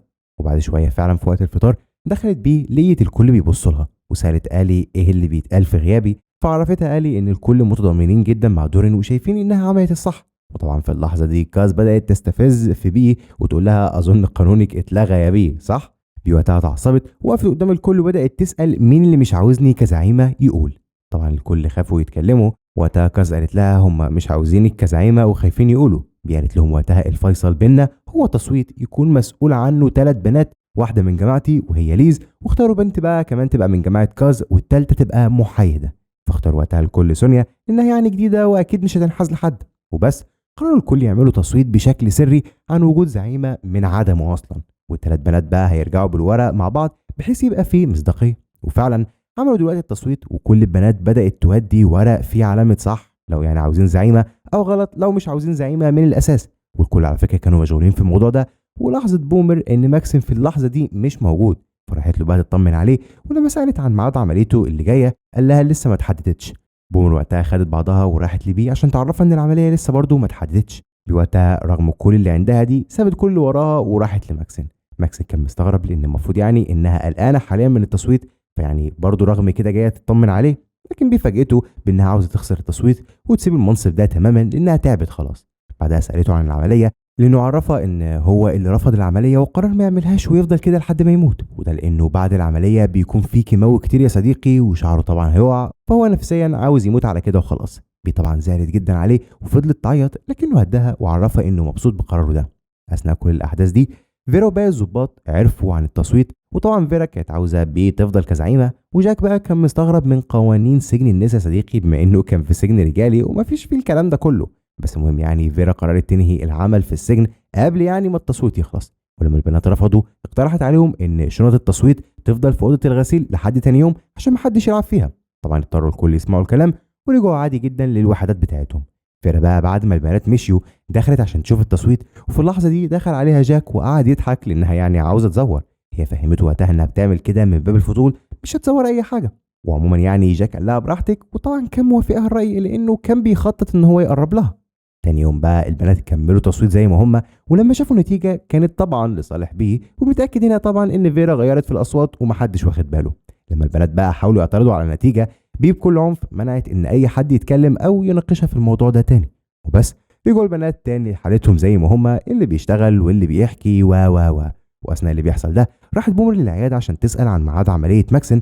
وبتعرف دلوقتي من الممرضه ان ماكسن رافض تماما العمليه، فبتروح له على طول وهي منهاره عشان تعرف ماكسن رافض للعمليه. ولما بومر بتعرف منه ان ده قراره الاخير بتنهار وبتفضل تعيط وتقول له انت اناني عاوز تموت وتسيبنا. وبيبان هنا قد ايه صديقي بومر بجد بتحبه. ماكسن بيحاول يهديها، وبعد ما بومر بتهدى وماكسن بيقعد مع نفسه كده يفكر بيعدي وقت بسيط مش كبير قوي، وبيرجع ماكسن لبومر بس المره دي وهو مغير رايه وخلاص هيعمل العمليه. وبيعرف ان دي اول مره في حياته حد يخاف عليه بالشكل ده، وبيكون مبسوط جدا جدا ببومر. وبومر نفس الكلام مبسوطه بالخبر ده وبتشجعه اكتر واكتر على العمليه. اما دورين بقى فهي مش مبسوطه بسبب اللي بيحصل حاليا مع ناش وبسبب اللي بيحصل جوه السجن، وحاسه انها مشتته من كل ناحيه. وفعلا بتروح دلوقتي ليز وتعيط وتفضفض معاها. وبنلاحظ هنا برضو ان دورين بقت كئيبه زياده عن اللزوم من وقت انضمامها لشله كاز وفيرجسون. بمناسبه فيرجسون صح، ففيرجسون رجعت تاني تطلب من كاز انها تكون الزعيمه ويخلصوا من بيه. بس كاز طلبت منها تنسى الموضوع ده تماما لان جلستها النهارده ودي جلسه الحكم. بس للاسف على اخر اليوم بترجع كاز وهي متعصبه جدا لان الحكم عكس ما توقعت نهائيا كان 12 سنه حبس. انهارت طبعا كاز، ومجرد ما رجعت فضلت تكسر في كل حاجه في الزنزانه بتاعتها من كتر غضبها. وطبعا بتلوم مين؟ اكيد بيه، وده لانها فاكره ان بيه هي اللي بلغت عنهم ومتعرفش ان اللي مبلغ عنهم اصلا هي فيرجسون. في المجمل فيرجسون في الوقت ده استغلت عصبيتها وطلبت من كاز انها تقتل نيلز والمقابل ان فيرجسون تقتل بيه، وبكده كاز تخلص من بيه سبب سجنها وتكون هي الزعيمه المتحكمه في كل البنات. للاسف يا صديقي في اللحظه دي كاز بتقتنع بالكلام ده وبتقبل العرض، وده لان كاز صدقت فيرجسون بسبب ان بي بنفسها طلبت من كاز معلومات نيلز قبل ما كاز يتقبض عليها. وبكده خطة فيرجسون نجحت.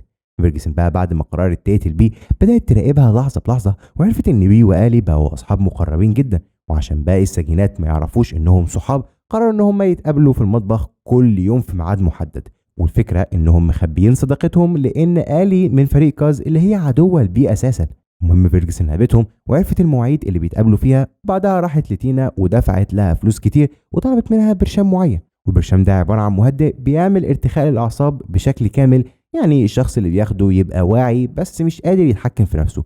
بعد ما فيرجسون جابت البرشام ده راحت على الزنزانه بتاعتها واخدت منه، وبدات بعد كده تكتب الساعه وشغلت ستوب واتش عشان تعرف امتى مفعوله بيبدا ويستمر الفتره قد ايه، يعني بمعنى اصح بتجربه على نفسها قبل ما تعمل بيه اي حاجه.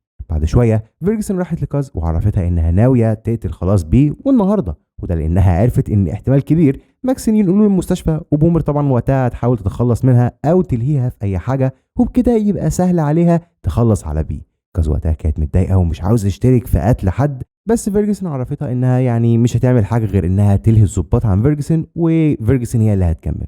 وقتها كاز وافقت. والناحيه التانيه بومر دلوقتي بتدعم ماكسين جدا لدرجه انها راحت لفيرا وطلبت انها تكون داعمه ليه وتروح مع المستشفى. وبعد ما رجعت بقى لماكسين عرفته ان فيرا هتعرض الامر ده يعني على الاداره، واحتمال كبير يوافقوا انها تروح معاه وهو بيعمل العمليه. ماكسين طبعا اتبسط جدا من تصرفها ده وشكرها، ودلوقتي هما بيحكوا ومتاثرين. ليز كانت موجوده وكمان سونيا، ولاحظت ان سونيا حزينه ودخلت دلوقتي لزنزانتها. فرحت وراها ليز وسالتها مالك، فسونيا عرفتها انها حزينه لما اتكلموا عن السرطان، وعرفتها يعني ان جوزها كان مصاب بالسرطان قبل ما يختفي. وليز هنا بقى صديقي انتبهت للكلام وبدات تسالها بقى اكتر عن جوزها وتحاول توقعها في الكلام. فسونيا عرفتها ان جوزها من 7 سنين جاله السرطان، وقرر وقتها ان هو يسيبها ويختفي عشان ما يزعلهاش عليه لما يموت. في اللحظه دي ليز استغربت حبتين بسبب ان جوز سونيا مختفي هو التاني زي صاحبتها، فغريبه يعني حبتين. بس في المجمل راحت ليز للظابط عشان تتاكد منه من اختفاء جوز سونيا وان كلام سونيا بجد حقيقي، وبيأكد لها دلوقتي المعلومات دي، وبيعرفها ان برضه كان في شكوك كتير ان سونيا ممكن تكون قتلته واخفت الجثه بتاعته، وده لان السجلات الطبيه لجوزها ما فيهاش الصراحه انه كان مصاب بالسرطان. والشاهد اللي خرج سونيا من القضيه دي وقتها هي صاحبتها اللي حاليا مختفيه، وبالتالي احتمال كبير ان سونيا اتخلصت من صاحبتها كمان لانها غطت عليها في القضيه الاولى، واكيد سونيا مش حابه ان يكون في شخص ماسك عليها اي حاجه. المهم يعني خلصوا الكل كلام، والظابط قال لها استمري زي ما انت كده واللي انت بتعمليه شغال تمام زي الفل. نرجع لماكسين تاني اللي خرج اخيرا للمستشفى عشان العمليه، لكن بومر اترفض طلبها تماما وما راحتش معاه.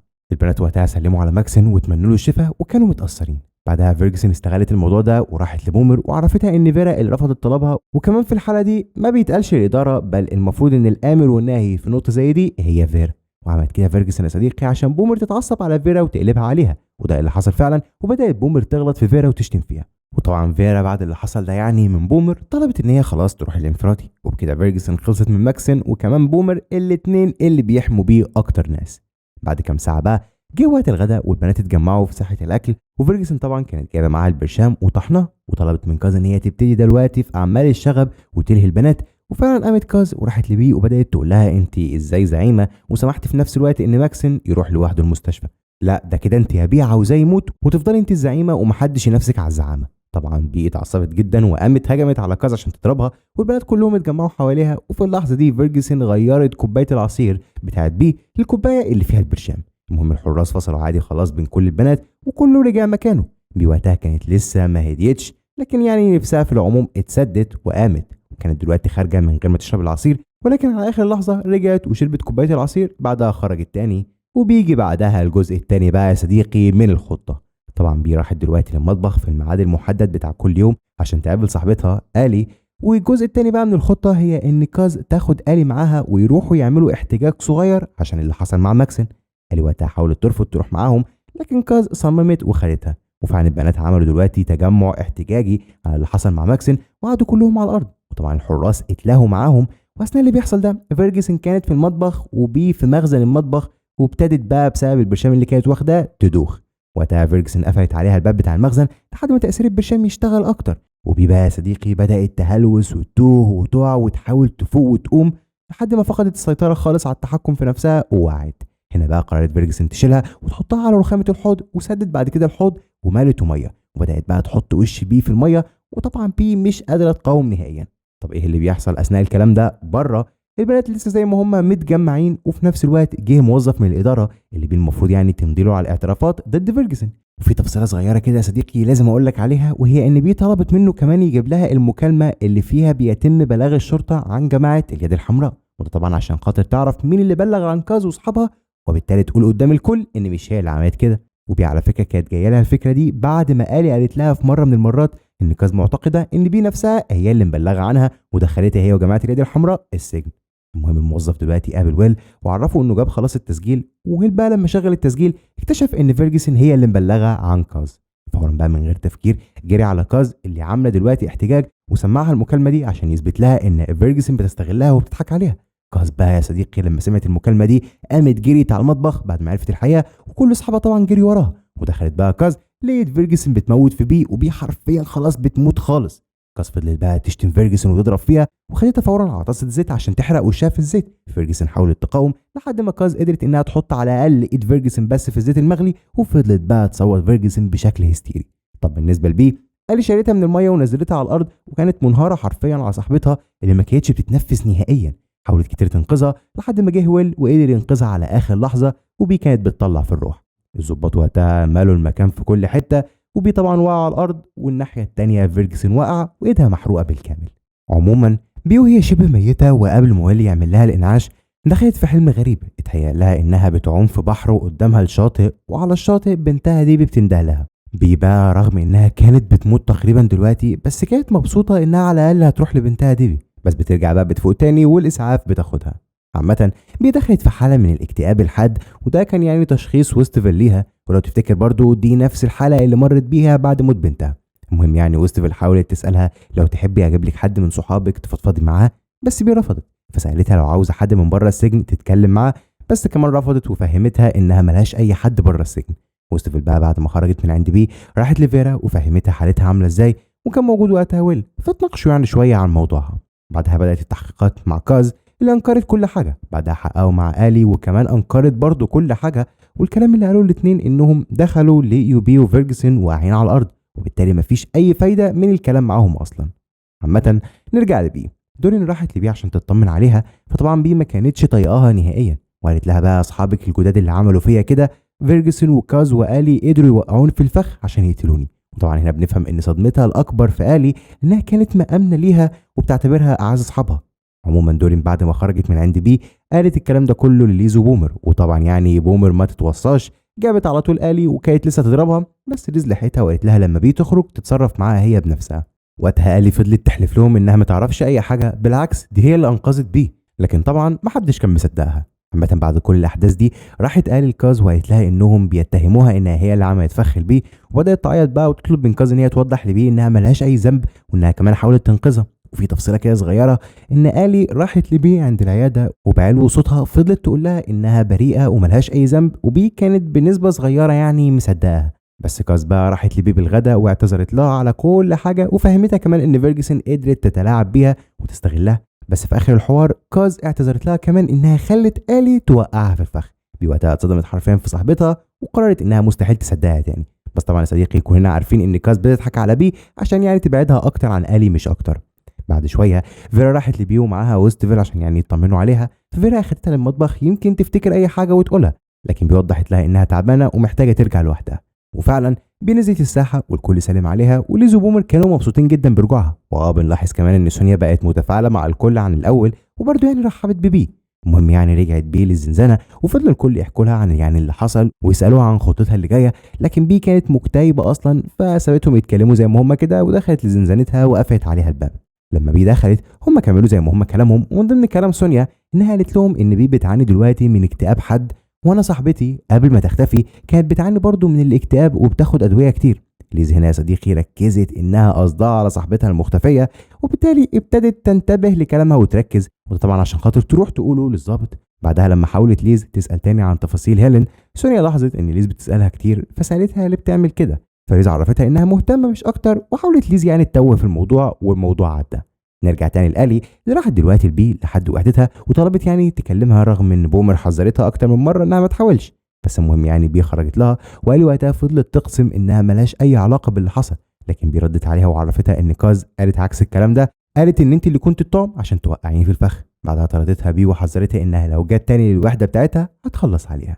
قال وقتها خرجت بقى وهي متعصبه جدا وجريت على كاز وفضلت بقى تضرب فيها بسبب اللي قالته لبي، وفي الاخر قال بتروح على زنزانتها وبتقفل عليها. وبس بعد مده بنعرف ان الي رجعت للمخدرات تاني بسبب الحاله النفسيه اللي بتمر بيها، وقدام شويه يعني هنعرف هيحصل لها ايه.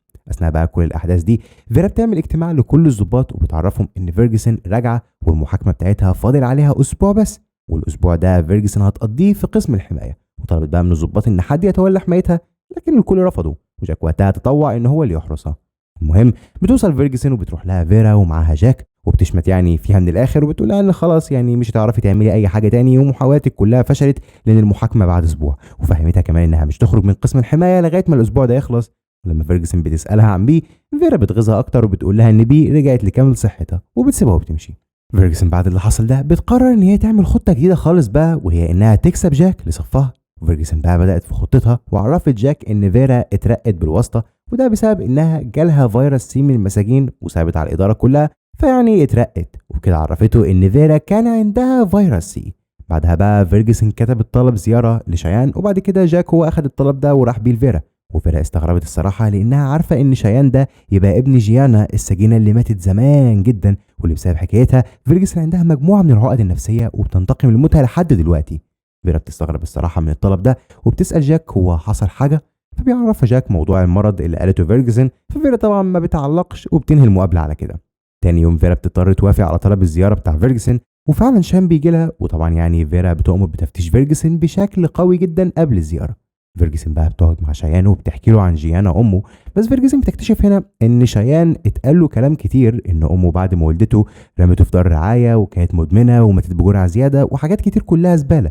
فيرجسون طبعا اتضايقت من الكلام ده كله وصححت له دلوقتي كل المعلومات اللي يعرفها عن امه، وفضلت تحكي عن جيانا وهي متاثره، وعرفته ان جيانا كانت بتحبه جدا ومتمسكه بيه، وكمان عرفته ان جيانا قبل ما تموت طلبت من فيرجسون انها تحميه وتخلي بالها منه. بعد كلام كتير بقى بين فيرجسون وشيان ابتدى شيان يصدقها ويعاملها بكل حب. فيرا بقى وهي بتشوف الزياره على الكاميرات كانت قلقانه جدا من فيرجسون، وفاهمه كويس قوي ان فيرجسون ناوي على حاجه. وكان معاه دلوقتي في المكتب ويل اللي اتحايل على فيرا عشان تسيبه يتكلم مع كاز ويعرف منها حقيقه فيرجسون، لكن فيرا منعته وحذرته كمان انه في حاله لو قرب لكاز هتقدم فيه تقرير. لكن ويل ما سكتش، راح لبيه دلوقتي وعرفها كل اللي بيحصل وان فيرجسون ناويه على حاجه بره السجن وبتدبر لحاجه كده هتحصل قريب، وعرفها كمان بقى موضوع شيان. وقتها بي سكتت بس قررت تتصرف.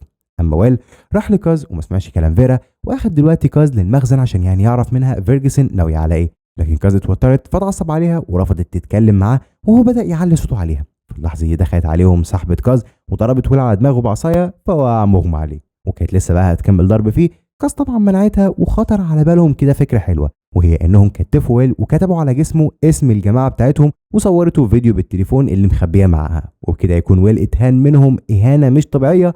وهي كمان فهمته انه لو فكر يقرب بس لاي بنت منهم تاني هتنزل الفيديو ده على النت وتفضحه. بعدها كاز وصاحبتها سابوه ومشيوا.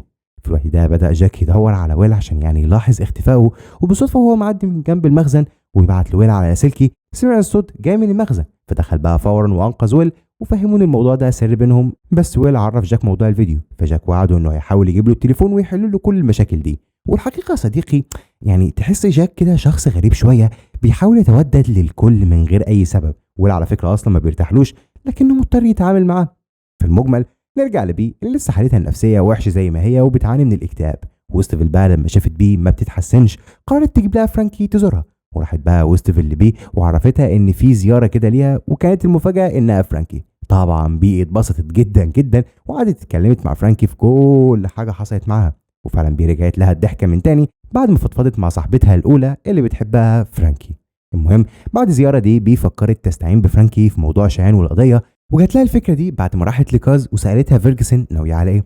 وقتها كاز عرفتها ان فيرجسون كانت عاوزاهم يخلصوا على نيلز عشان يعني القضيه تبوظ. وقتها بي كلمت فرانكي في التليفون وعرفتها الموضوع بالكامل وطلبت منها تتصرف مع شيان لان فيرجسون اكيد هتخليه هو اللي يقتل نيلز.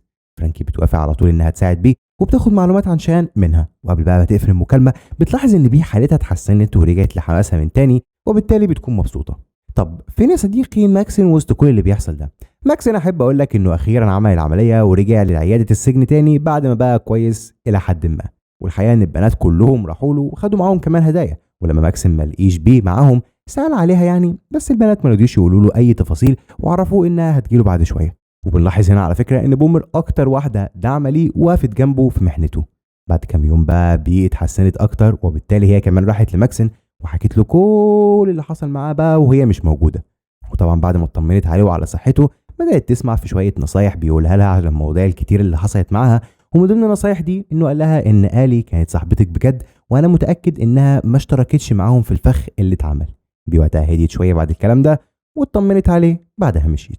ماكسن رجع بقى للوحده من تاني وحالته اتحسنت عن الاول، ورجع تاني كعادته قريب لبيه، ونزلوا للساحه سوا. وفي الوقت ده لقيوا الي بقى شكلها غريب جدا من كتر شرب المخدرات، وعملت خناقه كبيره دلوقتي مع تينا واحده زميلتهم. وتينا واصحابها وقعوا الي وبيضربوا فيها. وفي اللحظه دي بي ما قدرتش تسيب صاحبتها تتضرب كده وجريت عليها انقذتها. وعلى فكره في نفس الوقت ده كاز هي التانيه جريت عليها عشان تنقذها. بعد ما خلصت الخناقه بي راحت لتينا وهددتها لو قربت تاني ناحيه الي حسابها هيبقى مع بي شخصيا. وعلى فكره كمان منعت تينا ان هي تبيع مخدرات تاني لالي وتقريبا لاي حد تاني. بعد كام ساعه ماكسن جري على زنزانه بي وعرفها ان لوسي وشلتها هيهجموا على الي النهارده في الحمام. فبي من غير تردد راحت لها عشان تنقذها، وفعلا انقذت الي على اخر لحظه وخلت لوسي واصحابها يخرجوا بره. بي بعدها فهمت الي ان دي اخر مره هتنقذها، لان تقريبا هي عامله عداوات مع ناس كتير جدا، وبالتالي لازم تكون واعيه وتبعد عن المخدرات اللي جايبه لها المشاكل. الي بقى فضلت تعيط جدا وتحلف لبي اكتر من مره يا صديقي انها ملهاش اي علاقه باللي حصل لها، وكمان قالت لها اسالي ويل على الاقل وهو هيعرفك انه دخل شافني وانا بنقذك. من بعدها بقى وحاله الي يا صديقي فضلت تتدهور اكتر واكتر، وبقت يوم ورا التاني بنشوفها بتتسول من البنات عشان يعني يدوها مخدرات، والكل رافضين وخايفين يعني يدوها مخدرات، عشان طبعا بي محذره الكل محدش يعني يديها مخدرات مش بس تينا. جاك في الوقت ده شاف اللي بيحصل في الساحه وحب يستغل آلي شويه، فراح لها وطلب منها ان هي تجيب له التليفون اللي مع كاز مقابل انه هيجيب لها مخدرات. وفعلا آلي راحت للزنزانه بتاعت كاز وسرقت التليفون وراحت بيه لجاك. جاك وقتها اداها المخدرات وهي مشيت، ولما فتح بقى التليفون لقى عليه الفيديو المتصور لويل. فهو بقى راح لويل واداله التليفون، فويل فرح جدا وشكر جاك. بعدها عزموا يعني على سهره بالليل مع بعض يشكروا بيها، وفعلا بيسهروا سوا وجاك بيدي مخدرات لويل وكحول، والدنيا بتخرب خالص. وبكده جاك قدر يكسب كمان ويل في صفه. الفكره بقى ان جاك كمان بيقرب من فيرا لدرجه انه خلاها صديقه تحبه واقنعها ان هو كمان بيحبها، وبقت مركزه مع جاك اكتر من الشغل حرفيا. وقدام الصراحه هنفهم جاك عاوز يعمل ايه من كل الاستغلال ده. نرجع بقى لآلي تاني اللي خدت مخدرات تاني وحاولت تقرب من بي، لكن بي مصممه على قرارها وبعيده عنها خالص. والمره الثالثه آلي بتقول لبي انها انقذت حياتها، فهنا بقى بتقرر بي ان هي تروح لويل وتتاكد منه. وفعلا ويل اكد لها صديقي ان آلي انقذتها، وهو دخل كمل عمليه الانقاذ لبي. بعدها بشويه بي اتكلمت مع ماكسن وحكت له، وهنا نصحها ماكسن انها تدي لآلي فرصه تانيه لانها بجد صاحبتها وتستاهل فرصه تانيه. وفعلا بي راحت لفيرا وطلبت نقل آلي للوحده بتاعتها. وبمجرد ما دخلت بقى وحدة بي بدأت تهتم بيها وتساعدها على الأقل يعني إنها تسيب المخدرات، وفهمتها إن دي فرصتها الأخيرة عشان تكسب بي تاني لصفها. عامة بي وقفت جنب آلي بشكل كبير جدا، وبنلاحظ هنا قد إيه بي خايفة عليها. وفي المجمل كل البنات ساعدوا آلي كمان عشان يعني تكون أحسن من الأول. وعلى الناحية التانية فرانكي بدأت في خطتها واتصلت على مكتب دور الرعاية وطلبت منهم إن هي يعني تاخد قضية شيان وتكون المساعدة القانونية ليه، وده لأن فرانكي أصلا بقت شغالة في مكتب محاماة. المهم يعني بتاخد القضيه فعلا وبتقابل شيان وبتعامله بلطف كبير وبتحاول تقرب له حته حته، وبتفضل تساله يعني عن معارفه. وبنعرف هنا ان شيان متهم في سرقه عربيه، وكمان بيحكي لها انه ملوش اي حد يساعده لحد ما بيوصل لاسم فيرجسون وبيعرفها انها متبنياه وتبقى بدل امه. فرانكي بقى بتسمع للاخر وما بتديش اي رد فعل خالص، بس بتنصحه بشويه نصايح خاصه كده يعني بالقضيه بتاعته وبتسكت على كده. بعد بقى ما شيان ماشي من عند فرانكي كتبت تقريرها للمديره بتاعتها عشان تولى القضيه ويقبلوه في مكتبه. وبدات بقى فرانكي تقابل شيان بشكل مستمر وطلبت منه انه يلاقي يعني شغل وعنوان دايم، وهي هتحاول في الاخر تسقط التهم دي كلها عنه لان سنه صغير. وبس بعدها بيوم راح شيان زياره لفيرجسون وعرفها اللي حاصل معاه حاليا وكلام كتير جدا المحاميه قالته له. وطبعا فيرجسون ما تعرفش يا صديقي خالص ان دي تبقى فرانكي، وعشان فيرجسون تكسبه لصفها اديت له بيت كبير يعيش فيه ويبقى عنوانه الدايم، وكمان وعدته انها هتلاقي له شغل قريب جدا. فاتبسط شيان وبدا يحب فيرجسون اكتر ويقرب لها وبدا يعتبرها بجد زي امه. بعد كام يوم شيان اخد البيت واتقابل مع فرانكي عشان تشوف البيت بتاعه الجديد، وطبعا عرفت منه بشكل غير مباشر ان فيرجسون هي اللي ادت له البيت ده، فبدات تقلق اكتر واكتر. بس فرانكي لسه ماشيه على الخطه زي ما هي، وهي انها تقرب لشيان على قد ما تقدر. وبالتالي بعد شويه هنشوف فرانكي هتتعامل ازاي مع شيان. في المجمل خلينا نشوف ايه الجديد دلوقتي مع دورين. دخلت ساحه الزوار وكان مستنيها حاليا ناش ومعاه ميراندا وجوشوا. دورين بعد ما سلمت عليهم وتعرفت على ميراندا اللي هي مراته السابقه اخدت ابنها عشان تطمن عليه، لكن جوشوا ما كانش متعلق بدورين نهائيا، ومتعلق بميراندا اكتر، لدرجه ان ميراندا هي اللي فاهمه تتعامل ازاي معاه، وابتدت كمان تقول لدورين عشان تعرف تتعامل مع ابنها كويس. دورين في اللحظه دي انهارت وتوترت جدا، وحست ان ابنها عايش في عيله متكامله ومش محتاج ليها. وكمان ميراندا فرجتها دلوقتي على صور لجوشوا معاهم، وده خلاها تغير اكتر واكتر. وبعد الزياره بقى قالت الكلام ده كله لويستفيل، وعرفتها انها عاوزه جوشوا معاها تاني جوه السجن. لكن ويستفيل حاولت تفهمها ان الرابط بين الام والطفل بيفضل موجود مهما حصل حتى لو هو بعيد، وجوشوا في امان دلوقتي وبعيد خالص عن السجن والخطر بتاعه. وبالتالي اقترحت على دورين انهم يعني على الاقل احسن حاجه يعملوها دلوقتي انهم ينظموا جدول زيارات بشكل مستمر مع ناش وجوشوا، وبالتالي الرابط بين جوشوا ودورين هيرجع من تاني. لكن برضه دورين ما كانتش مقتنعه وسابت ويستفيل وهي متعصبه ومشيت. دورين بقى يا صديقي بعد زياره ناش وميراندا بقت طول الوقت متوتره وعاوزه ابنها باي طريقه، وفعلا كلمت ناش وطلبت منه ان هو يرجع جوشوا للسجن، لكنه رفض طبعا. ودورين بقى ما لقيتش غير كاز عشان خاطر تحكي معاها. فكاز بعد ما سمعت من دورين راحت كلمت صحابها اللي بره السجن، وطلبت منهم انهم يضربوا ناش ويهجموا عليه كمساعده منها يعني لدورين، وكل ده من غير ما تاخد راي دورين اصلا. بعد ساعه بقى لما قالت لدورين انها خلاص ناويه على ايه مع ناش على اساس يعني دورين هتتبسط، دورين صوتت وقالت لها لازم تلغي الامر ده فورا. بس المشكله ان كاز راحت تجيب التليفون ما لقيتوش، وطبعا صديقي انت عارف ليه، وهو ان بكل بساطه الي كانت سرقته اصلا ورجعته لجاك. المهم دورين جريت اتصلت على ناش من التليفون بتاع السجن وحذرته وعرفته انه لازم يمشي من البيت فورا. فدورين على فكره قدرت تلحق ناش وانقذته، لكن ميراندا لما عرفت بالموضوع ده طردت ناش وجوشوا من البيت لانها بقت خايفه على بنتها. وده اللي قاله لها ناش تاني يوم في الزياره، وفهمها انه خلاص هيسافر لولايه تانيه عند اهله هو وجوشوا، لانه حاليا من غير بيت ومن غير اي شغل. وعارفين يا صديقي اللي دورين عملته دلوقتي انها بعدت ابنها عنها اكتر من الاول من غير ما تحس. المهم دورين ما كانتش قادره ترفض او تعترض لان مفيش اي حل، فوافقت. عامه دورين كان فاضل لها خلاص كام شهر وتخرج من السجن، وناش فاهمها ان بعد خروجها من السجن هيتفقوا مع بعض على تربيه الطفل والموضوع هيبقى احسن. واثناء الاحداث دي ليزا على فكره كانت عند الضابط وبتتناقش معاه عن اللي عرفته بان هيلين كان عندها مرض نفسي وممكن عادي جدا تكون اختفت بمزاجها. لكن الضابط اكد لها ان الموضوع ده سونيا بتضلل بيه الشرطه زي موضوع مرض جوزها كده، وفهم بقى ليز ان سونيا كدابه وهي اللي قتلتها. بعدها نصحها الضابط ان هي تفكر في حاجه كده تخلي سونيا بيها تامن لها اكتر وتحكي لها اكتر واكتر. بعد المقابله دي ما خلصت قررت ليز ان هي تروح تتمشى مع سونيا شويه وتتكلم معاها عن سر ليها كده مثلا، وبكده يمكن سونيا تطمن لها وتحكي معاها. وبدات بقى ليز تقول لسونيا انا هقول لك على سر، انا لما دوست امي بالجرار كنت مبسوطه عشان هي على طول كانت بتنتقدني، وبالتالي انا ما عملتش الموضوع ده بالغلط بل انا خططت للجريمه ونفذتها بالكامل. وطبعا يا صديقي كل الكلام ده احنا عارفين انه كذب، والحقيقه برضو ان اداء ليز ما كانش مقنع، وده اللي خلى سونيا تروح تسال صحاب ليز عن قضيتها. بعد شويه سونيا واجهت ليز بكل اللي عرفته وانها بتكذب عليها، وقالت لها ان الكل قالوا انك ندمان على الحادثه مش زي ما انت بتقولي. فحاولت ليز تتوه وقالت لها انها كانت بتحكي معاها بحماس مش اكتر.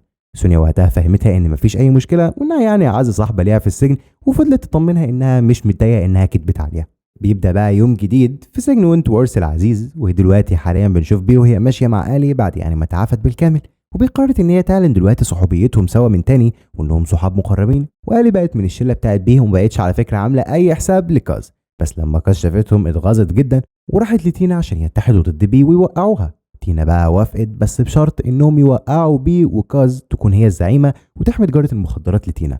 كاز وقتها رفضت لانها مش عاوزه تكون الزعيمه، هي عاوزه بس يكون في مساواه وبيه تبقى زيها زيهم. الكلام ده ما عجبش تينا نهائيا ورفضت الاتحاد معاها. وبعد شويه وقت الاكل دورين كمان رجعت للشله بتاعت بيه وقلبت على كاز بسبب يعني اللي حصل مع ناش. بعدها كاز حاولت تتكلم مع الي لكن بيه منعتها، فطبعا كاز اتعصبت جدا وراحت تاني لتينا ووافقت تتحد معاها وتكون كاز هي الزعيمه بعد ما يوقعوا بيه. وطبعا على فكره كاز عاوزه تستغل الفرصه دلوقتي، وده لان ماكسن اقوى واحد مع بيه بدا دلوقتي علاج كيماوي وصحته بقت اضعف من الاول.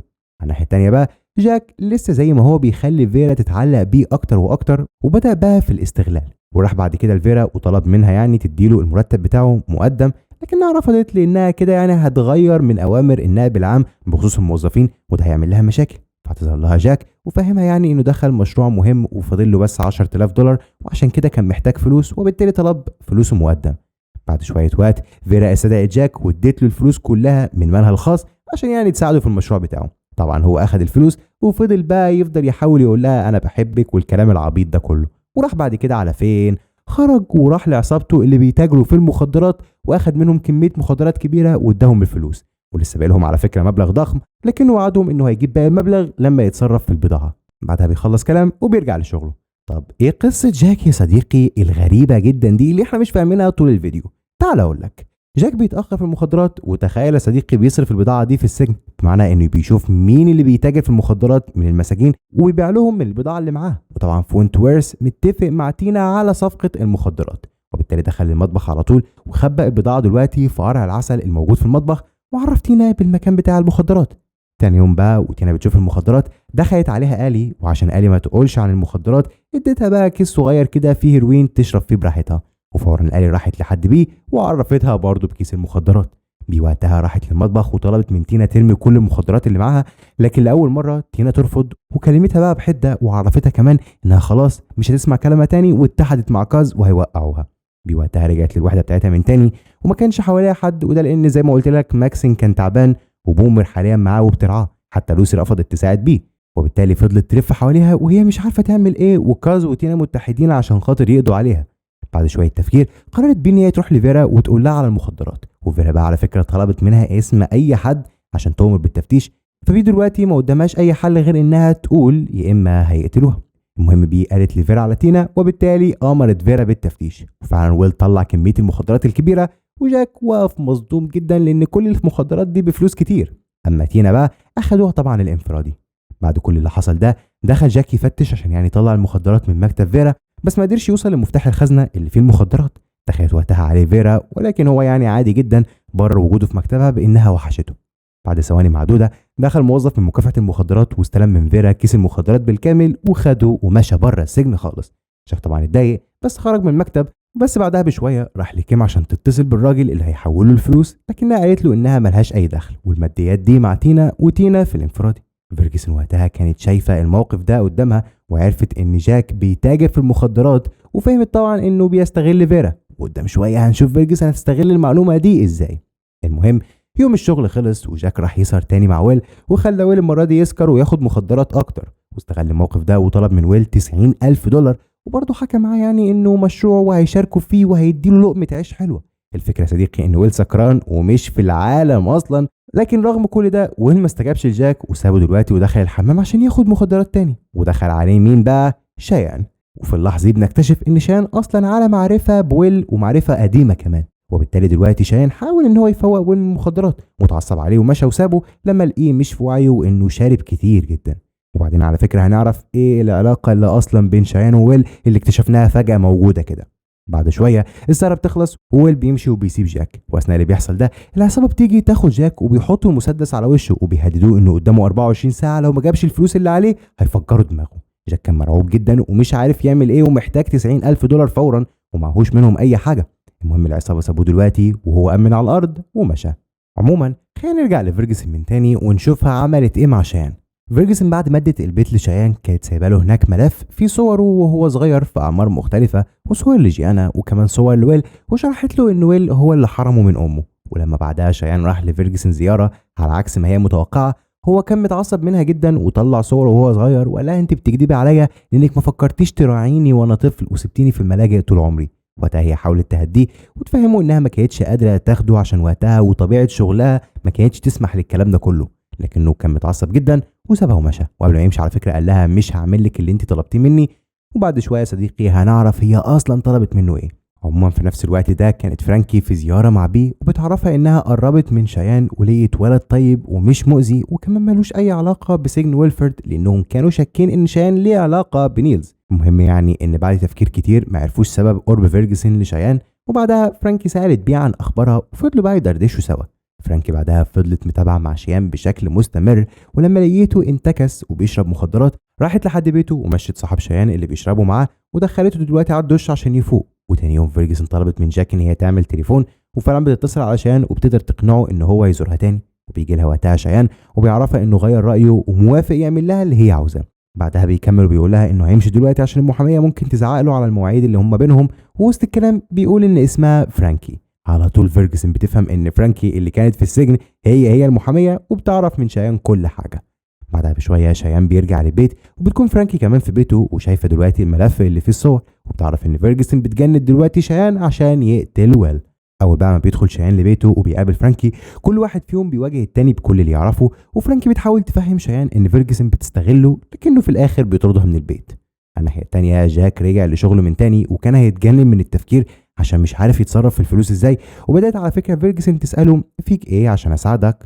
طبعا رفض يقول لها اي حاجه، لكنها واجهته انها عارفه انه بيتاجر في المخدرات. وهنا بقى خلاص قرر جاك يحكي لها بما انها عارفه كل حاجه، فهي بقى عرضت عليه انها تخلي المحاميه تحول الفلوس اللي هو عاوزها بالكامل، بس بشرط ينفذ لها طلب بسيط. ايه هو الطلب ده؟ هنعرف قدام. في اخر اليوم بقى اتعرف ان بي هي اللي واشت على تينا، وكاز وقتها فضحتها في الساحه وفي كل حته، لان بي كانت بتعاقب الواشي بنفسها، ودلوقتي حاليا هي بقت من ضمن الوشاه. وفي الاخر خيرها دلوقتي يا اما تسيب منصب الزعيمه يا اما تتعاقب. وطبعا بي ما صدقت اصلا وتنحت خالص عن منصب الزعيمه، وكانت مبسوطه على فكره بقرارها ده لانها حرفيا تعبت من المسؤوليه اللي عليها. وفعلا بعدها قالت كده لالي، والي سندتها في القرار ده.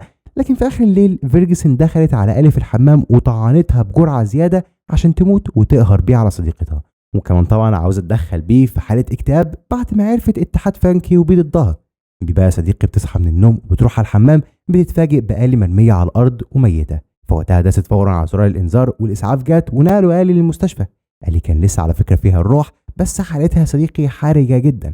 طبعا بي كانت منهاره على صاحبتها وما كانتش عارفه مين اللي عمل كده.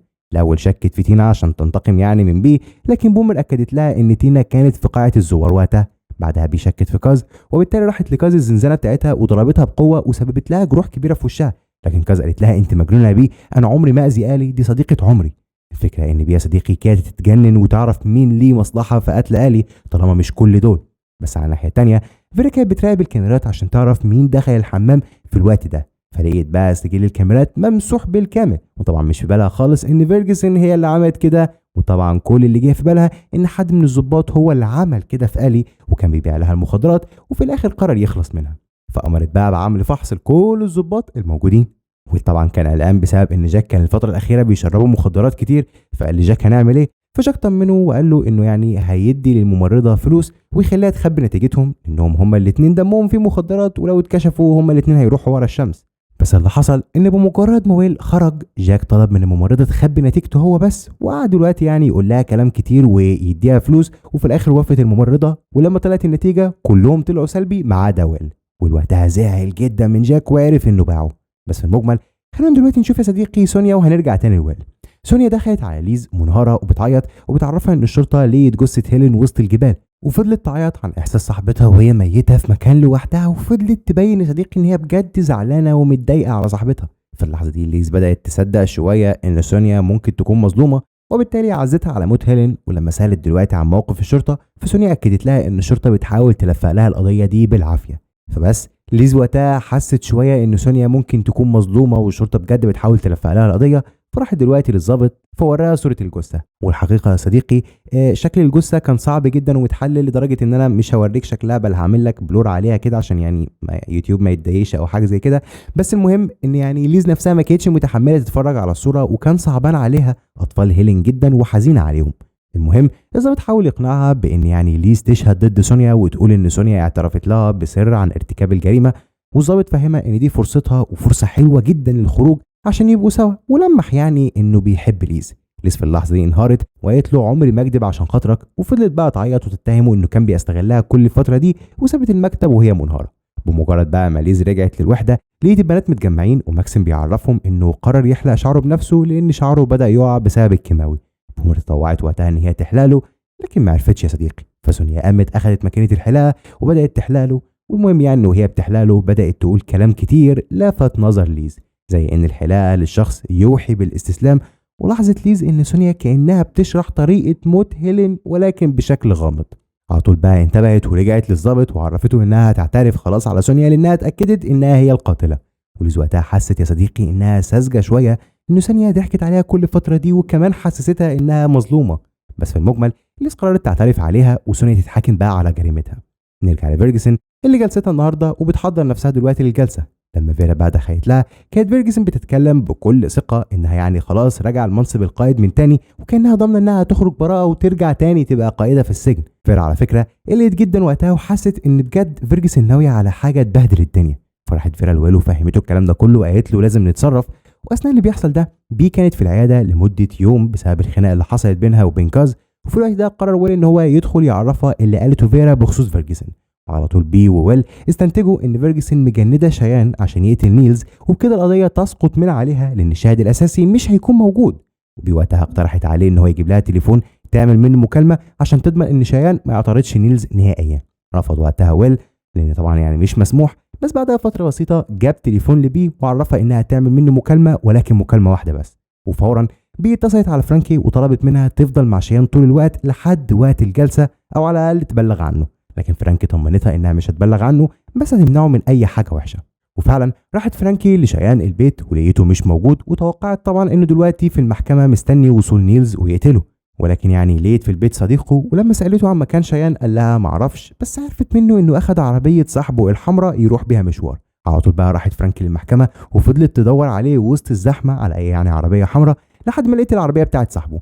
وهناك بقى راحت للعربيه وفعلا لقيت شيان موجود ومعاه مسدس، وهدد وقتها هو فرانكي بالمسدس وطلب منها تبعد عنه خالص. لكن فرانكي ما استسلمتش وفهمته ان فيرجسون بتتلاعب بيه وعاوزه تستغله، وفي الاخر هو اللي هيضيع مستقبله ويتسجن مدى الحياه. بعد ضغط كبير بقى من فرانكي اقتنع شيان بكلامها واداها المسدس ومشى. اطمنت وقتها فرانكي وبعتت رساله لبي انها خلاص حلت الموضوع بتاع شيان ومش هيتعرض خالص لنيلز، وقدرت تسيطر على الموضوع. بي بعد ما شافت الرساله اطمنت. بعدها ما كانش شاغلها غير صاحبتها آلي حاليا، فعملت كذا مكالمه للمستشفى عشان تطمن على آلي، بس للاسف الاخبار كلها ان آلي حالتها حرجه جدا. خليني اقول لك على تفصيله صغيره برضه يا صديقي قبل ما نعرف اللي حصل في جلسه فيرجسون دلوقتي وهي خارجه من السجن ورايحه المحكمه قصدت تلمح لبي انها هي اللي عملت كده في آلي، فبي انهارت جدا بس ما كانش في ايدها حاجه. في المجمل نرجع للجلسه بتاعت فيرجسون وهي دلوقتي في المحكمه. الشاهد اتاخر وتم ابلاغ ان العربيه اللي بتنقل نيلز بقت مفقوده. ايه اللي حصل؟ فيرجسون يا صديقي كانت مأمنه نفسها ومتفقه كمان مع جاك انه يتخلص من نيلز، يعني بمعنى اصح كده تقدر تقول انها ما اعتمدتش على شيان بشكل كامل. وفعلا جاك اعترض طريق العربيه اللي نقله نيلز ونزل منها الحراس وكان ملثم، وبعد ما اخذ العربيه طلع بيها على مكان فاضي وقتل نيلز. بعدها ولع في العربيه، وطبعا كل ده مقابل الفلوس اللي خدها من فيرجسون. وبكده القضيه سقطت نهائيا وفيرجسون طلعت براءه. بس رجعت على السجن بس عشان يعني تعمل اجراءات الافراج ومش اكتر من كده. وطبعا فيرجسون رجع وهي كلها ثقه وكبرياء، وبدات تعامل فيرا بتعالي وقالت لها لما ارجع منصبي هنهي على مستقبلك تماما يا فيرا، والتاج اللي على كتفك ده خليهولك كيت سكار. اثناء اللي بيحصل ده كانت بي في زياره مع فرانكي وجالها ويل وطلب منها ان هي تروح معاه، وفعلا راحت بي مع ويل. وكان حاليا ماكسن على التليفون. ماكسن كان في المستشفى اللي فيها آلي عشان يعني ياخد جرعه الكيماوي، واتصل بويل عشان يبلغ بيه ان آلي خلاص بتموت، والدكتور قال خلاص انها مساله وقت وتموت. انهارت بي وهي بتسمع الكلام ده وطلبت من ماكسن ان هو يحط التليفون على ودن آلي عشان على الاقل تكلمها. وبس بدات بي تقول لآلي روحي لديبي واستنيني لحد ما اجيلك وانا خلاص قريب جدا وهحصلكم. بي وقتها فضلت تعيط. بعدها طلبت تقابل فيرا وقالت لفيرا ان فيرجسون هي اللي قتلت آلي وآلي خلاص بتموت. وبي فهمت فيرا ان قدامهم فرصه واحده واخيره عشان يقضوا على فيرجسون، وهي ان فيرا تخلي فيرجسون وبي يقابلوا بعض في مكان لوحدهم قبل ما فيرجسون تمشي. بعدها بي طلعت التليفون وقالت لفيرا وانا وقتها هسجل الكلام بيني وما بينها بالتليفون ده وخليها تعترف انها هي اللي حاولت تموت آلي، وبكده يمسكوا عليها دليل. طبعا في اللحظه دي فيرا وافقت لانها كمان برضو على فكره فيرجسون لما تطلع منصبها هو التاني في خطر. وفعلا بعد وقت بسيط بي كانت بتحضر نفسها عشان تقابل فيرجسون، ولقيت البنات دلوقتي بيحتفلوا بكاز كزعيمه جديده مكانها. فبي باركت لها ووصتها على كل البنات وفضلت بقى تبص لكل اصحابها اللي بتحبهم وكانت بتودعهم. المهم يعني ان بي اخذت مفك كده خبته في هدومها وسابت التليفون اصلا في الزنزانه. وبنعرف هنا صديقي انها مش ناويه تسجل لفيرجسون حاجه بل ناويه تقتلها. بعد دقايق خرجت فيرجسون من باب الساحه للباب الامامي، فلقيت هناك بي في وشها وفي ايدها مفك. فيرجسون خافت جدا على نفسها، واول ما بي قربت منها فيرجسون هجمت عليها واخذت منها المفك. فبي فضلت تضحك وقربت على فيرجسون ومسكت ايدها بالمفك وغرزته جوه بطنها. يعني يا صديقي بي ما كانتش عاوزه تعمل اي حاجه من اللي قلناها من شويه دي، بل كانت عاوزه تقتل نفسها وبس، وفي المقابل تلبس فيرجسون المصيبه. وفيرجسون بقى بتطعن في بي، فبي فضلت تضحك وتقول لها انا كده انتصرت عليكي. ثواني بقى يا صديقي والظباط كلهم اتلموا وطلبوا الاسعاف، وبكده فيرجسون اتمسكت متلبسه في جريمه قتل. فيرجسون طبعا كانت مصدومه وبي بتحتضر والظباط مندهشين من كل اللي بيحصل ده. ومع النقطه دي بينتهي بقى الموسم الرابع، واللي عارف انه كان حماسي جدا جدا، بس صدقني يا صديقي ان الموسم الرابع ده كان وصل لحماس عالي جدا، لكن الموسم الخامس فيه كميه مصايب مش طبيعيه. فانتظروا لانه الفيديو الجاي عارف ان احنا ساعات بنتاخر الصراحه يا صديقي، بس يعني غصب عننا المسلسل ده كبير جدا. يعني عاوز اقول لك ان تقريبا الموسم الواحد اللي انت تتفرج عليه في فيديو واحد بس ده ممكن ياخد ما يقارب ال10 ايام منا عشان خاطر نعمله. يعني عشان خاطر نعمل الفيديوهات دي كلها بشكل كامل ونقدر ان احنا ننزلها في وقت صغير، بنكون شغالين عليها لينا مده طويله جدا وبعد كده بننزل بيها. فيعني اعذرونا لو اتاخرنا شويه، وده لان فعلا الموضوع بياخد مده كبيره ومتعبه، فادعوا لنا. وبس كده، سلام.